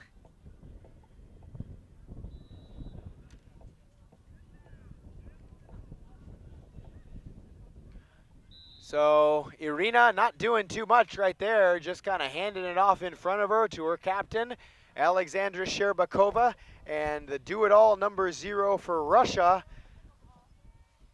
takes advantage. Had a very easy touchdown score there on the far side. So Russia's going to go for 1 here, and Irina's looking. She's got her center, Dasha, for the extra point. So, hey, Russia making it easy, making it look easy right now. And they're scoring a lot faster than they were last game, where they struggled to move the ball down the field. And Irina taking advantage of a blown coverage on the Russian defense and capitalizing, gets her girls out to a 7-point lead here. All right, New's back. She's got a trips situation, and Yara is in the game and makes a catch for 5 yards. So China is going to have 2nd and 15 here. The ball is going to be spotted at the 10. So it's a bunch trips again, plus Lin, and this usually means Lin's going to come into the backfield. She is in this formation, and Yum is crossing the field here, and a nice grab for Yum. She's going to pick up about 8 more. And so China's going to have a 3rd down and very manageable 6. Settling in nicely here. So I really like this double-headed quarterback attack. New, who's the teenage star in the pants for China, and Yara, who's coming back. All right, trips right here, and they're going to give it to Lin, and she's going to run free for a 1st down and more. All the way down to the 17-yard line goes Lin. They really like these girls, you know. So New, who threw 5 touchdown passes at the last IFAF event and was named IFAF America's MVP, is kind of taking a little bit of a back seat here because China seems to have favored featuring Lin, and their number 8 Swiss Army knife is touching the ball almost every play now. All right, trips left here, and they're going to hand it off to Lin, who's going to look to throw, and it's intercepted by Jelani. Daniela Jelani has a turnover for Russia, and Lin makes her first mistake of the last couple of games. And Jelani, the superstar defender for Team Russia, superstars rise to the occasion, and she intercepts Lin. And hey, Russia is back on the attack here. Oh man. So Irina has Sherbakova in the backfield with her, with the ball spotted around the 6-yard line, and dumps it off to Sherbakova. Just getting her running back there into the flats. Kind of an NFL-style play, if you ask me. And Russia really mixing it up in the playbook here. So they've got Lebedeva, number 7 at the bottom of the screen, and 77, Drofinskaya at the top of the screen. Sherbakova's in the slot. Dasha is going to snap it back to Irina Borisevich, who's going to pump and go intermediate, and she's got a catch for Sherbakova. 1st down for Russia. Ball will be spotted at the 23-yard line. So, wow, night and day between these two games. China's defense had Russia's number in the last game, and now Russia is moving the ball very well here in the early going. So Irina maybe has gotten settled in as she pitches it up for a gain of 4 to Dasha. That'll bring up 2nd and goal from the 20. So for Team Russia, a number of these players, I would say most of these players, are hailing from the Moscow Zombies. They're kind of the dominant club team in Russia. As they tell me, the Zombies pretty much own Russia from a female perspective. And the China national team players, well, it's hard to say that they're playing any club teams, as you see a big catch there all the way down to about the 2-yard line for Dasha. They're sending the center out to the corner. But just to finish the thought, the Chinese national team players, they don't really play for club teams because these are systemed, groomed players who play handball, they play rugby, they play basketball, they play track. And as soon as they show some promise, enough promise, they get sent out now to the flag football training ground to see if they can pick up the sport. And if they can, they find themselves on the national team. And that's how China does it. So Borisovich here throws it underneath. And an incomplete pass for Drofinskaya. The pass broken up at the goal line. It'll bring up, I believe, 3rd and goal here from the 3-yard line. No, it's 4th and goal here from the 3-yard line. So Russia would love to punch one in and extend their lead. And let's see what they got in the goal line package. They're going to do a bunch set in the middle. Sherbakova is going to be in the slot left. Irina right under the center. And is going to roll to the right and throw for her center. And another Russia touchdown, and a flag comes in after the play. And it's going to be against China, so the touchdown will stand. This time it's Dasha. Mark it on your scorebook. Irina to Dasha for the passing touchdown. And it looks like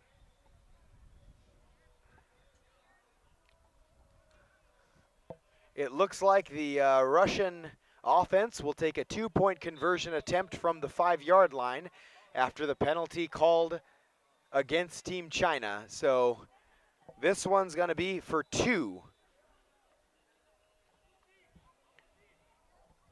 So Russia really getting to work quickly here.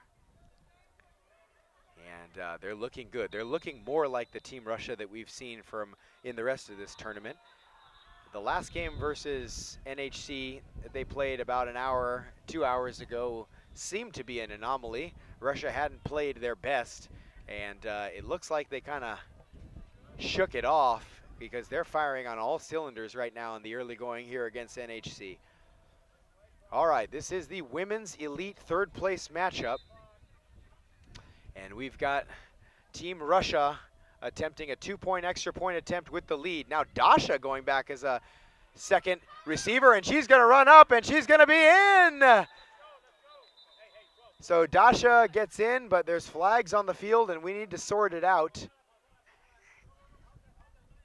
Oh. Incomplete. I believe that Dasha maybe wasn't eligible to run because of the second quarterback situation at the 5. So yes, it was an illegal rush forward. So anyway, a mental mistake there by Dasha, who needed to throw the ball as the second quarterback. And that's going to end the drive there. So China's back out, down 13. And bunch trips here. News back in the gun.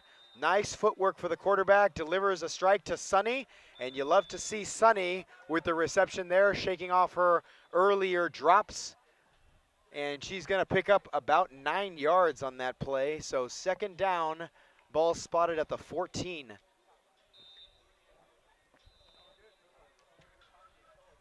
China goes back to their trips right package, and you wonder if the snap will go to the side or if it'll get back to New. It's back to New. Everybody's running a route, and New's going to launch it to Lin, and Lin is going to pick up a first down, a meager first down. A nice flag pull by Abramova, who is so stout on that Russian defense. And it'll be 1st and goal for Russia now with the ball spotted at the 23. So that might be something that Coach Patrick Alley wants to talk to the girls about. Maybe if you're not going to get too many yards after the first down, it might be better to just drop the ball in front of the first down marker and get maybe a shot or two to get a couple more chunk yards. So here's Yara with the ball, finding herself open. And a big chunk with her feet is going to take China all the way down to about the 10-yard line. So they got the ball over to their sure-handed receiver, Yara. And Yara was kind of looking to throw and then realized nobody was covering her against the run. And she took off, and it'll be 2nd and goal now for China from the 10.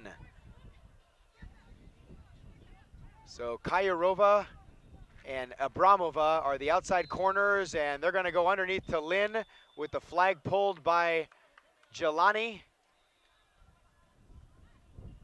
at the 4-yard line. So 3rd and goal for China now from the 4. Rounding out the Russian defense, we just talked about Jelani. We're going to talk about Alla Gruzdeva. And then we're going to talk about Nikiforova Iulia. That's the Russia defense still on the field. All right, 3rd down, and China has a touchdown here on the near side to Yara, and a flag flies in against the defense. So China gets on the board here, the score that they so desperately wanted. Mark it in your scorebook as new to Yara, and we're going to see about a 2-point extra point attempt from the 5-yard line for China.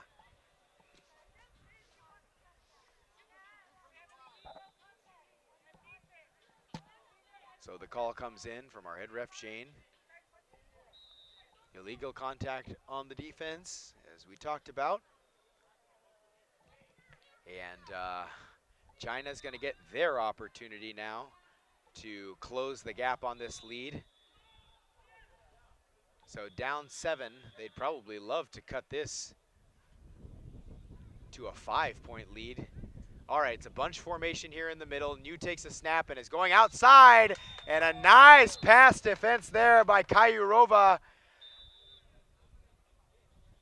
Yum was shooting out to the right side and had a step, but Kayurova covered the ground nicely, breaks up the pass, and the lead for Russia remains at 7.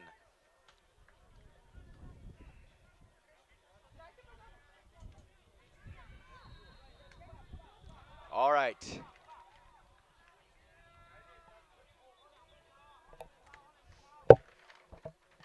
So the first down pass from Irina Borisovich goes to Drofinskaya.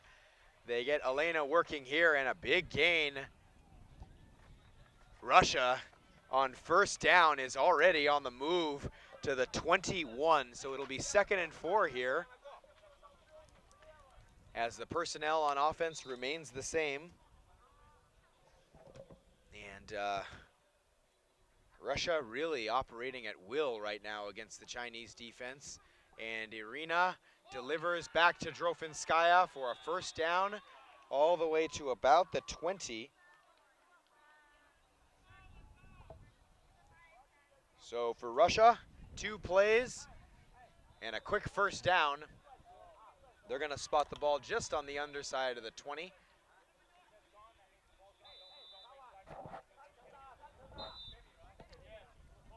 And Irina's way back in the guns, got her girls in a bunch trips in the middle. China counters with a half-dome defense, throw underneath to Dasha. Nicely guarded by Anand. And that's going to bring up 2nd down here and goal from the 21. So Irina working very quickly now, knew exactly what she wanted to do, and Sherbakova breaks a couple of tackles on a quick pitch and gains about 14 on the play. Just a little shovel pass to her, goes for, yeah, we'll call it 13. And it'll be 3rd and goal now from the 9 for Russia. So the Russian coaches, who were quite dissatisfied with how the reffing was last game, have calmed down a lot with their girls scoring on back-to-back drives. And Irina is looking to make it 3 in a row. She's throwing to Dasha for another Russia touchdown. So 2 in a row for Dasha. And veteran center is showing why she never comes off the field and rarely ever subs out. A zombie teammate with most of these girls. Daria Bryukovitskaya, the ever reliable, sure-handed center for Team Russia.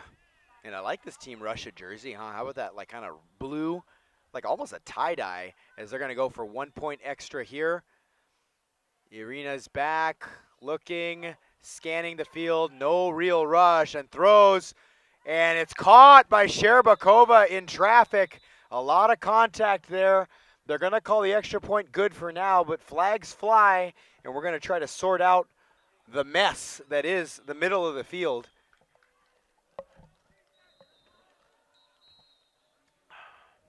So the ref's going to bring this one together because actually you had a couple of Russia players colliding into themselves, and you can't really call a penalty on offensive players colliding against them. So they're going to wave that one off and give a 1 point extra point to Team Russia. So Russia going to take a 20-6 lead, and time is running down in this first half. Actually, that is the half after all that. We started to get our spidey sense about where were we against the halftime, and so what a wonderful half for Team Russia. They've jumped out to a 20-6 lead against NHC and look to be in control. So Russia is even going to get the ball to start the second half. So we're going to take a quick break to protect our throats, and we'll be back in just a moment.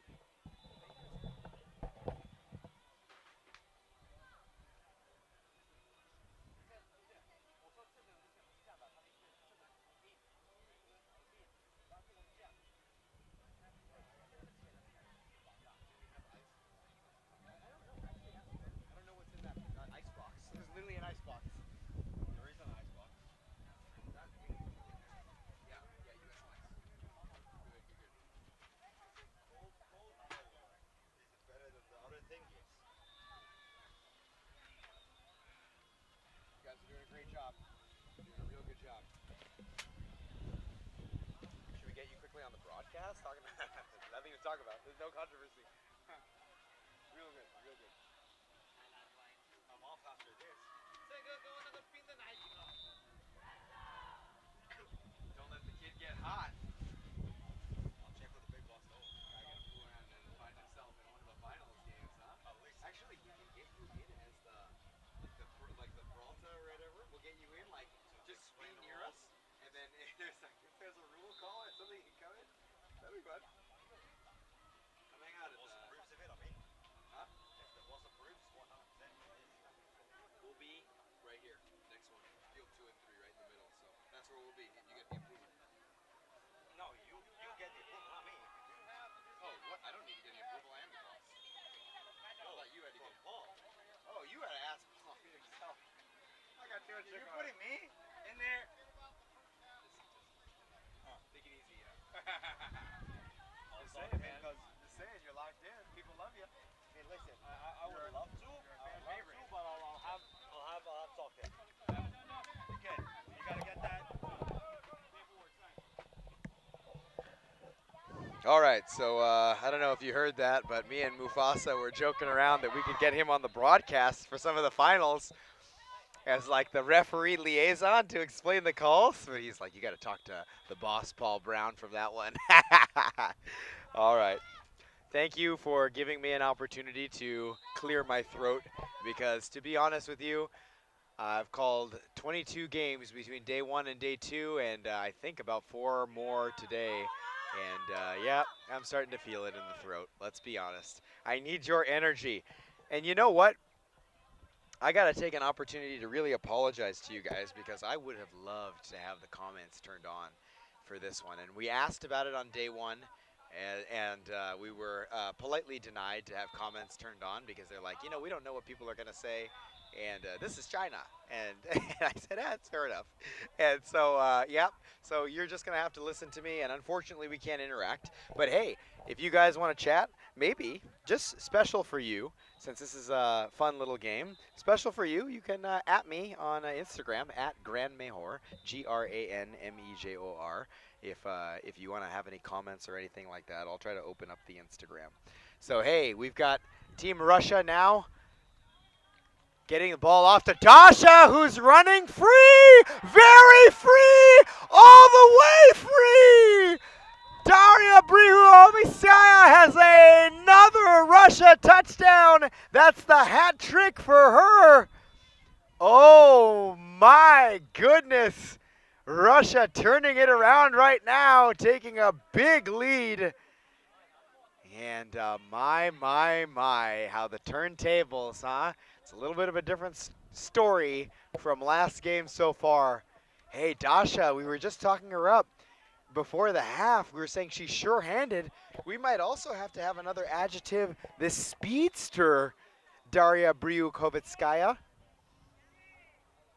Man, what a play, and she has been a star in this game. 3 touchdowns already for Dasha, and it's going to be a 1-point extra point. Why not? They're going to try to go right back to her, but a low throw, and she couldn't corral it. It was nicely defended, and so Team Russia up right now 26-6.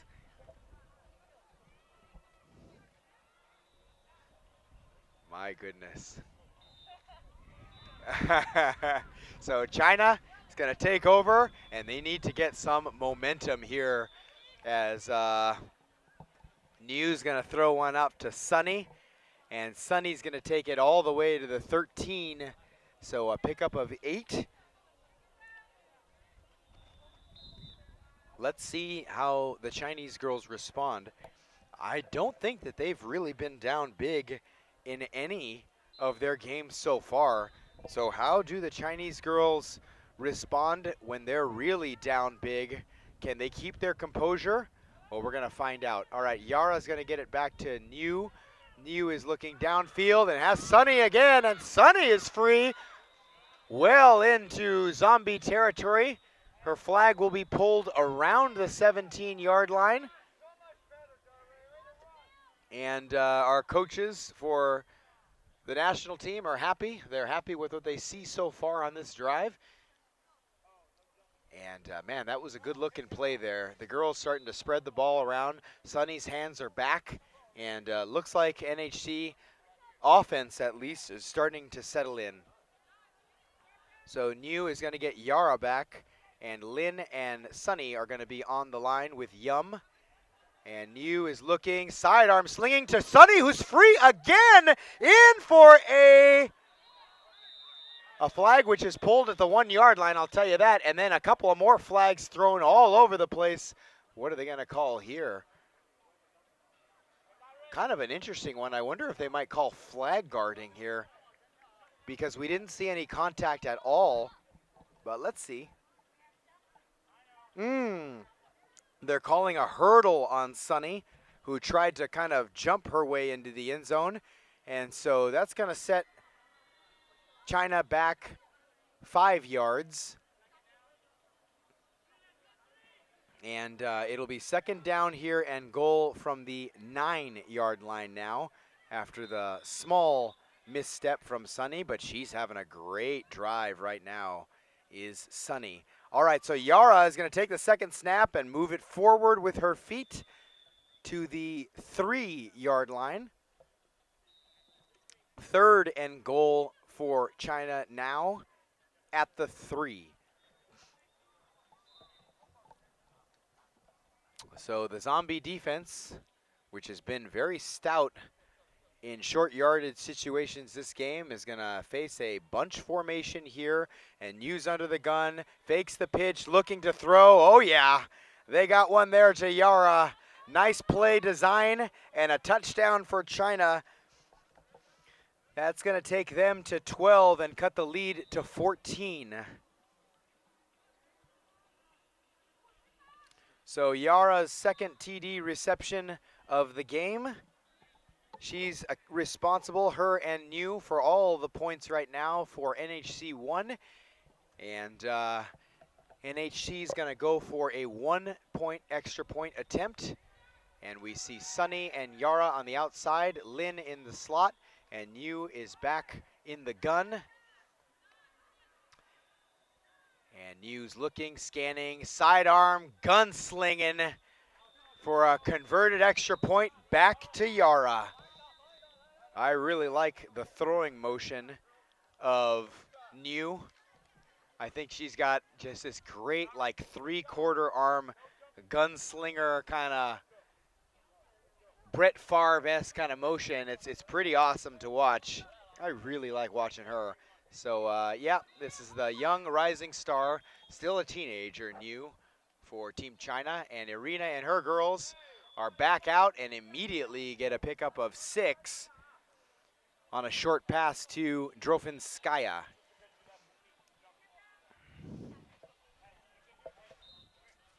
So Coach Patrick Alley for the Chinese national team, who has his girls working 6 days a week all over China, playing a lot of tournaments, practicing a lot in the different Olympic facilities here, is explaining to Sunny about what it is to hurdle and jump and how you can't do it. But let's talk about Patrick Alley. A former member of the U.S. national team coaching staff, has come out to China and done great work here and taken over the program. He's originally from Plano, Texas, where his wife right now is residing when he's not home, and he's got 2 daughters in college. They're twins, and they're both juniors now. And before the game, he was coming over to me beaming and said, hey, one of my daughters made the president's list. He's like, I didn't even know. He's like, I heard about the dean's list. And he said, did you know the president's list is even higher than the dean's list? And I was like, man, he was like, you know, I wasn't that great of a student. And I'm like, I was a good student, but I wasn't that good of a student. So, hey, we learned a little bit of something about it. And Patrick Alley has come over to China for work. And, man, he's doing great things. And there's a couple of Americans on the coaching staff here. There's one more American who's one of the coordinators, and I got to chat with him because I haven't had a chance to introduce myself yet. So a combo coaching staff for NHC of Americans and Chinese, and it's going to be 4th down completed for a first down to Drofinskaya, who tumbles out of bounds all the way to the track here, but picks up a first down. So Drofinskaya keeps her girls on the move, and Irina is going to walk over to her coach and try to talk things through. So the coach is here for Team Russia. I believe, I can't be too sure about this, but they might come from the male zombies team. And I don't want to embarrass myself because I know we always get a lot of the Russian flag football players who do watch the YouTube live stream, so I won't speak out of turn, things that I don't know. But I will say a big hi hello to everybody joining from Russia. We love you guys. You know, we know you don't speak English every day, so we want you to know that Gonzo's here, and Gonzo's really calling the game for you because you are the main audience here watching your Team Russia against NHC1. And hey, also, we know that YouTube is not available in China, but if we have any folks joining us from China or fans of NHC1 and the Chinese national team from around the world, a big hi hello to you, because we're locked in. And it's been my pleasure to call a number of the Russian and Chinese games here this tournament, and I have to say I'm always impressed with Team Russia. This is my first time seeing China, and man, I'm a big fan already. All right, so Irina working, firing out of bounds, incomplete, and flags are flying in the secondary. There's going to be some kind of contact penalty called against China, and I don't think that they're really too happy about that. They maybe felt like Ref Mufasa, who's back there in the secondary, is getting a little bit trigger happy because that ball was thrown well wide of the intended receiver, but hey, a foul is a foul.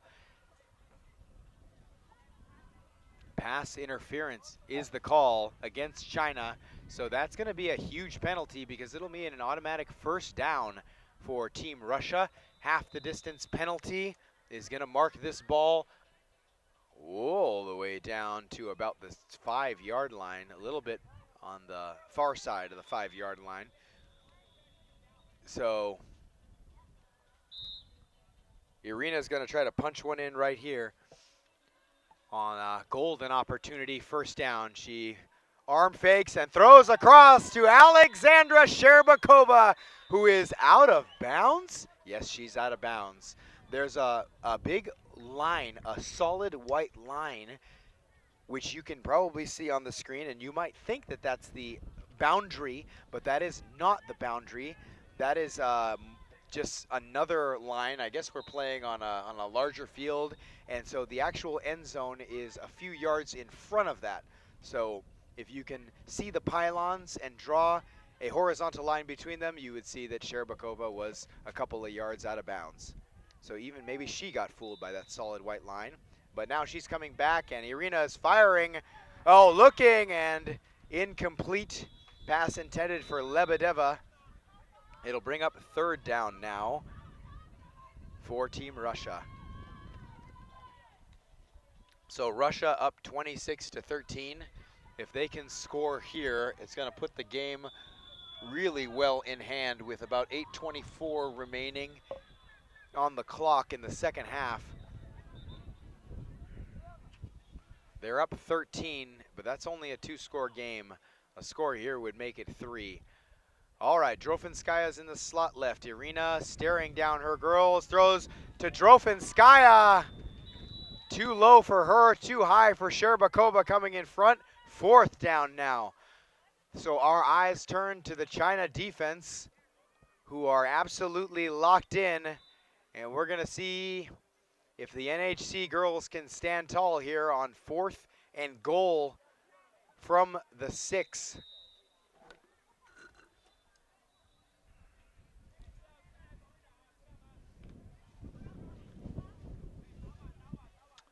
All right, Russia comes out in a bunch set here. Sherbakova's in the slot on the left side. Irina right under the gun is going to drop back, and a huge penalty is going to be called, I think, against China. And again, Lebedeva is out of bounds. There was a major collision. The Chinese player threw her shoulder into Alexandra Sherbakova, and they were going for a rusher impediment on that bunch formation. Let's see what's happening. It's going to be against the somebody. There's definitely going to be a penalty here.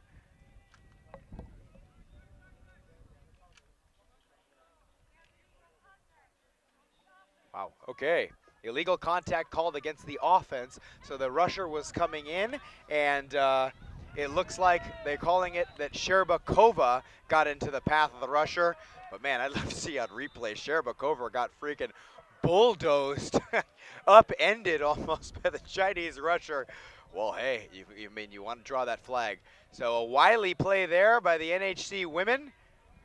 And they're going to take the field now, and hey, NHC, if they can get a score here, could cut this down to a 1-possession game as News back, gonna fire a long one to Sunny, and a nice defense there by Jelani to recover in coverage. Sunny was open by a couple of steps, but the speedster Jelani was able to recover, and Daniela Jelani is like, I can't really see because the sun is in a perfectly terrible position if you are either a Chinese receiver or a Russian defender trying to look back at the ball in the air. All right, so News got a bunch formation on 2nd down, fire it in the middle. She's got Yum and a double flag pull by Gruzdeva and Kayurova. Gonna bring up 3rd down now and 10.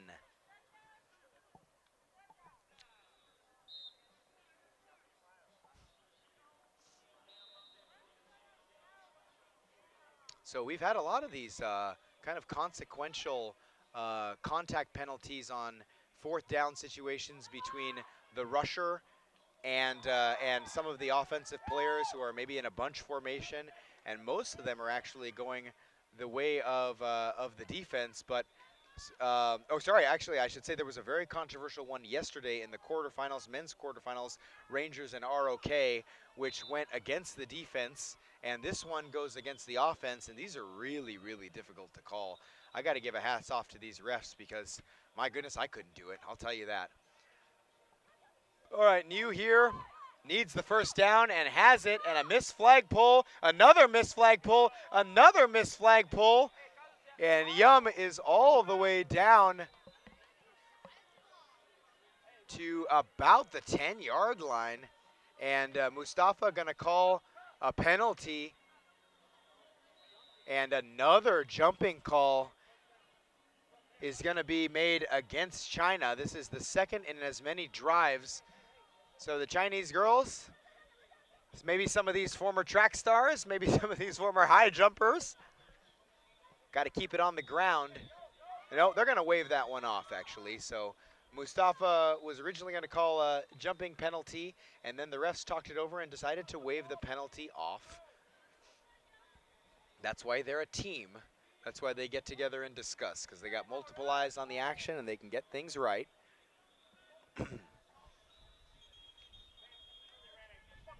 So it'll be first and goal here for NHC. And Patrick Alley is really trying to understand and get as much of the time on this clock as he can, because all these penalties, and he's wondering, are these stopping the clock? All right, a handoff here goes to Yara, and she's going to pick up about 4. Yeah, with all these penalties, Patrick Alley is wondering, is the clock going to be running on all this stuff? Will you guys talk it over, or are we stopping the clock, or what are we doing here?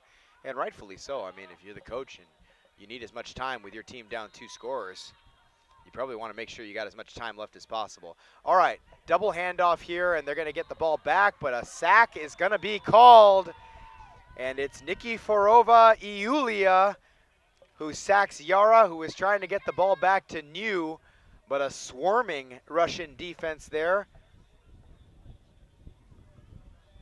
is going to force a 3rd down and goal here from the 8 now. So NHC looks over to their sideline, and one of their female coaches is telling them exactly what play that the American coaching staff wants, and they've got it now. So bunch set here, Sunny and Yara outside, roll right, and a touchdown on that right side for Yum, the center, and we got ourselves a game again, 26-19. And actually, let's see what happens here.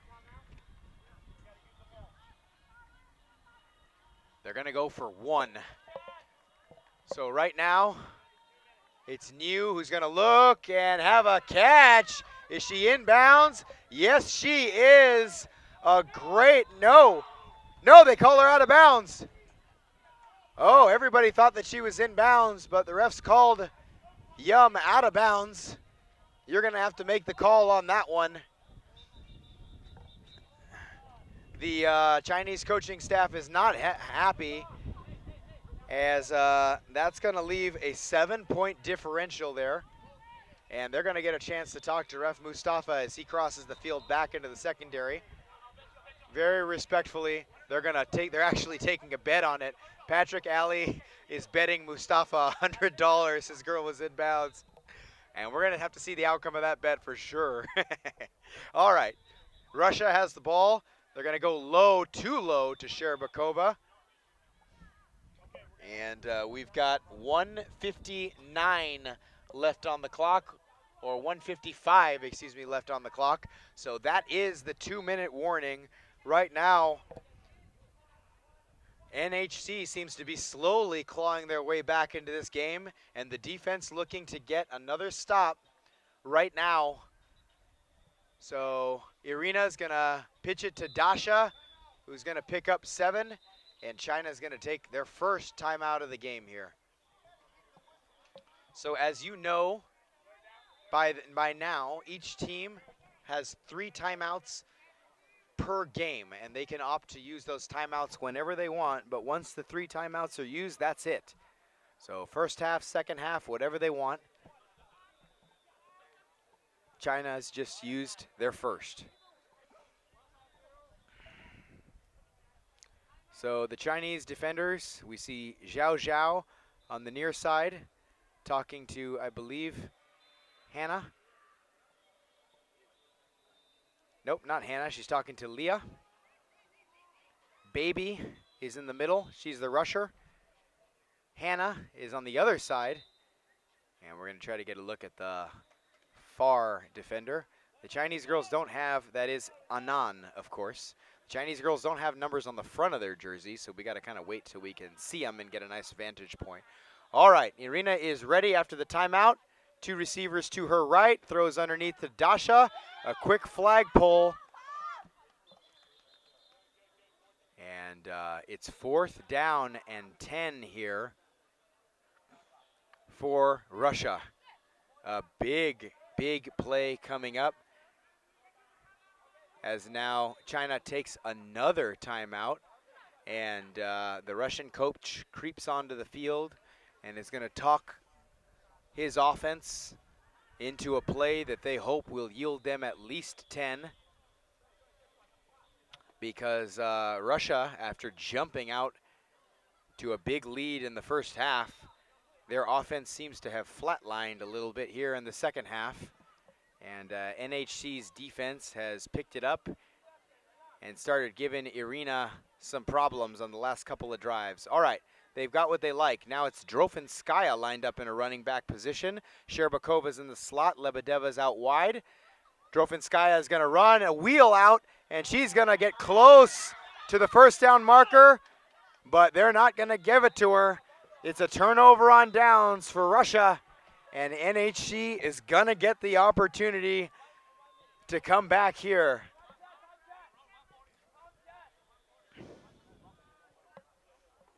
One minute, 37 seconds left on the clock, at least on our scoreboard.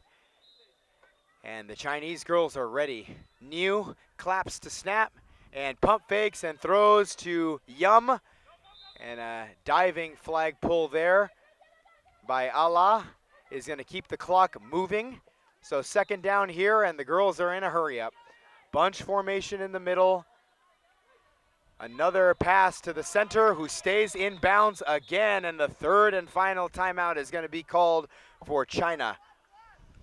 So Ala Gruzdeva making both flag pulls on each of those last 2 plays to keep China in bounds both times and force the Chinese coaches to exhaust their timeouts.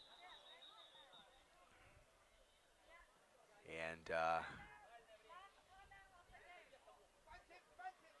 that's got to get the Russian team fired up a little bit. 2 nice plays for them on defense, but China has a chance to regroup, and they're going to go into their favorite bunch trips right. They do a number of things out of this formation, but it seems like they're going to do a straight drop back snap to Niu. Yes, they are. And the girls are going to go deep, now intermediate. And Niu misfires towards the first down marker. And that's going to bring up a big time down here. 4th and 11 for NHC. They've got to convert right now. The Russian secondary: Ksenia Kayurova, Daniela Jelani, Ala Gruzdeva, and Anastasia Abramova, and Nikiforova Iulia is declaring the rush. Niu's back. She's got Sunny in a slot left. Looking to the middle, throwing deep, too deep. And Russia forces the turnover on downs.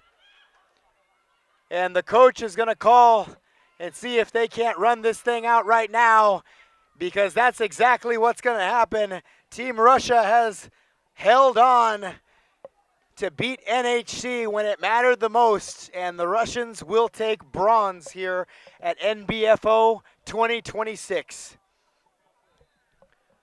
A heartbreaking finish for NHC 1 after beating this Russian team 2 hours ago in the final pool play.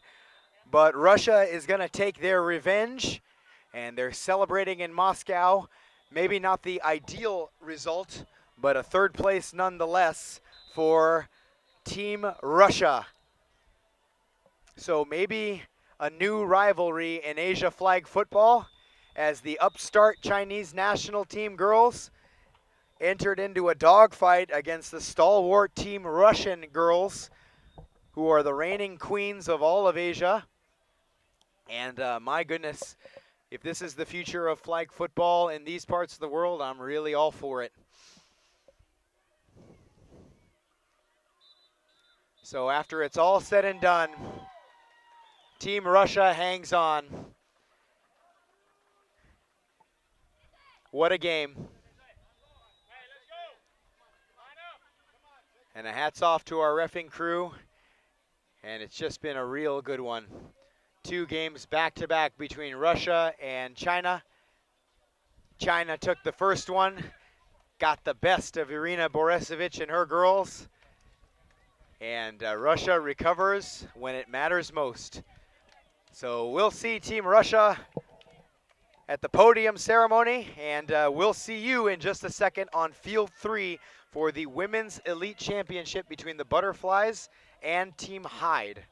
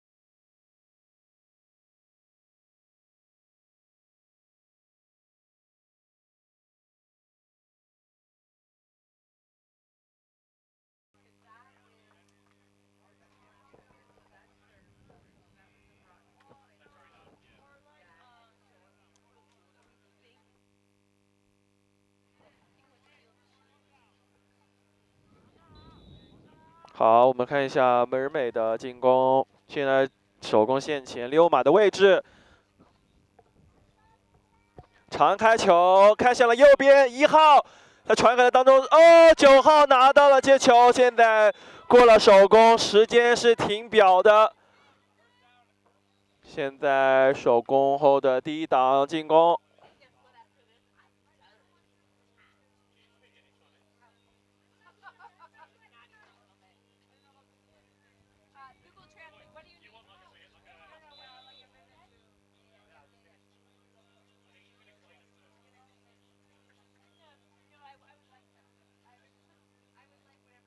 好，长开球看向左侧，左侧深远，哇，又是14号。他们已经连续打过非常多这样的战术了，一个直下把安全位带走，浅区也，他们是3个人，一浅一中一深的战术。好，现在长开球。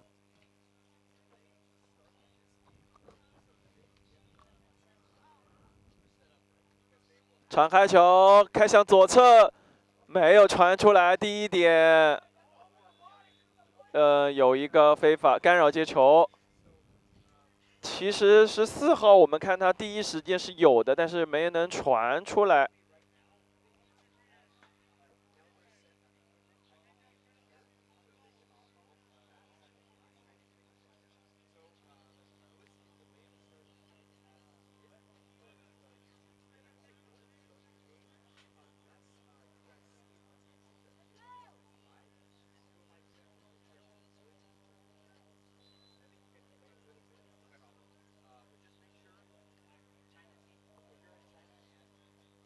好，短开球，这个战术刚才很少见。短开球横移不给13，哦，有了吗？给到达阵。现在，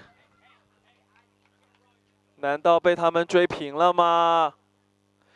又要上演被绝杀吗？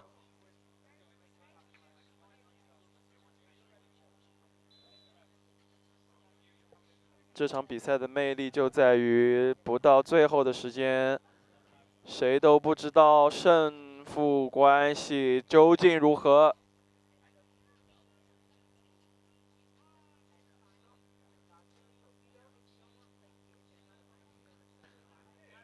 给到中间防守超级，哦，好，攻防转换。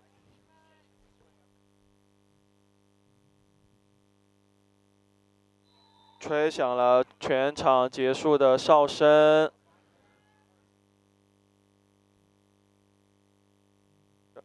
好，这场比赛最终锁定在了33-26。好，我们稍作休息。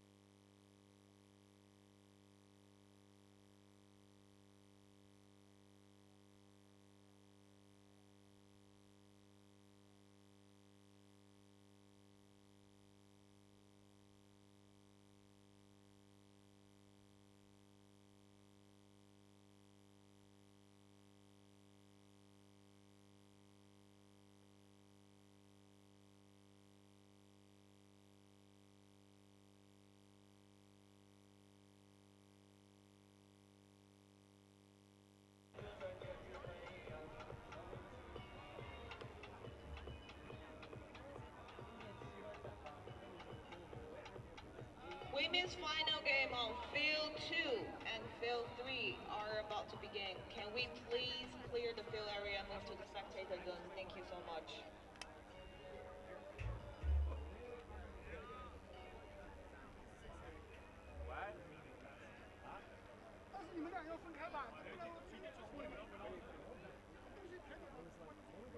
We're about to have a cheerleader performance very soon, so even though you're players, could you please clear the fields on field 2 and field 3, please?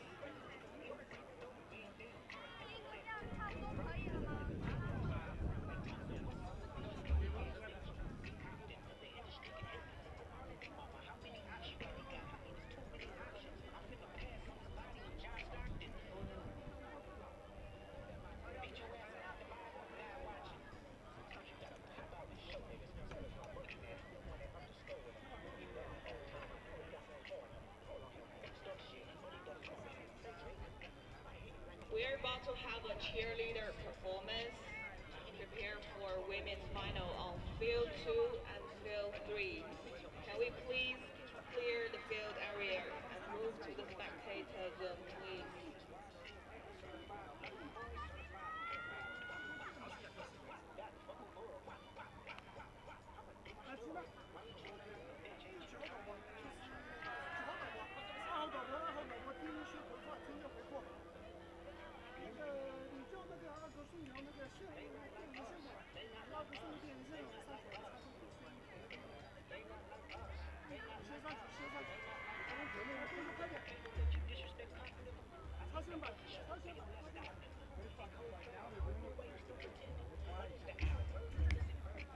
声音调内录调不像啊。那哎呀，那哎呀。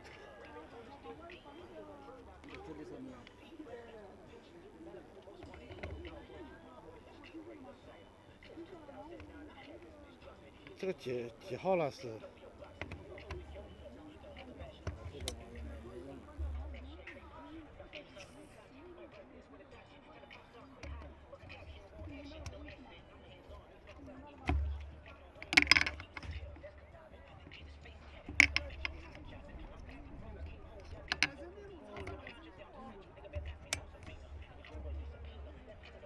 改成内陆，你知道吧？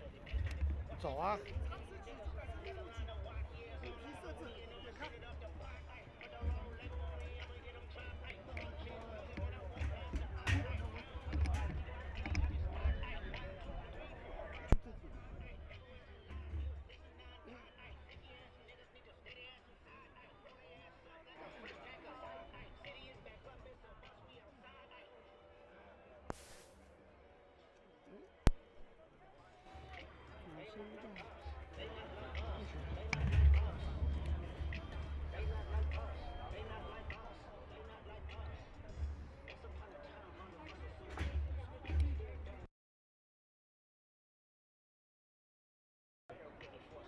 应该是不带换线电的，是不是开了换线电了？x1还是2？x1啊。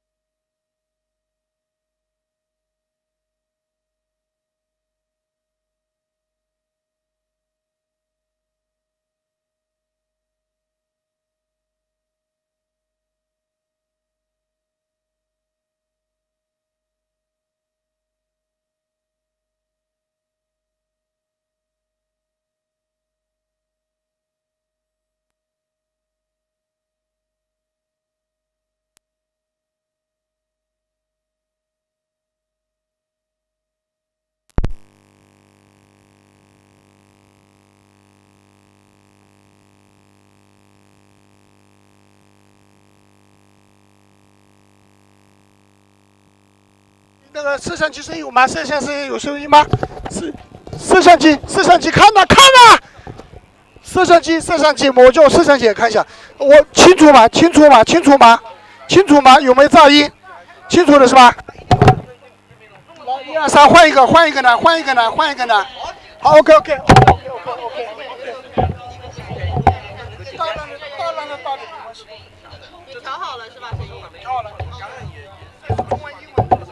这是中文。Actually, this is better. We can see this better. What field are we on? Still 2. 2 or 3? 2. Yeah. Let's go, huh? Thank you. Okay. How about this? This should be plugged in or no? Is this for listen?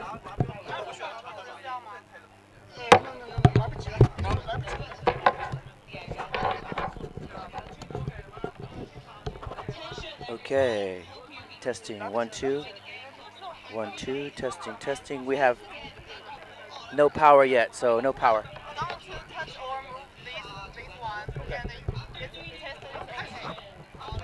We're not on yet, but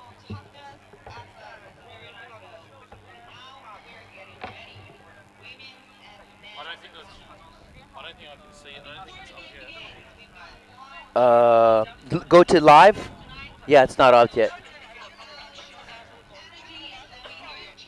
And we don't have power here yet, so we're not on yet. Oh, okay. Yep. Oh, no, it's got power. You sure? Yeah. Can you hear me? Testing 1 2 1 2. Microphone on. Testing 1 2.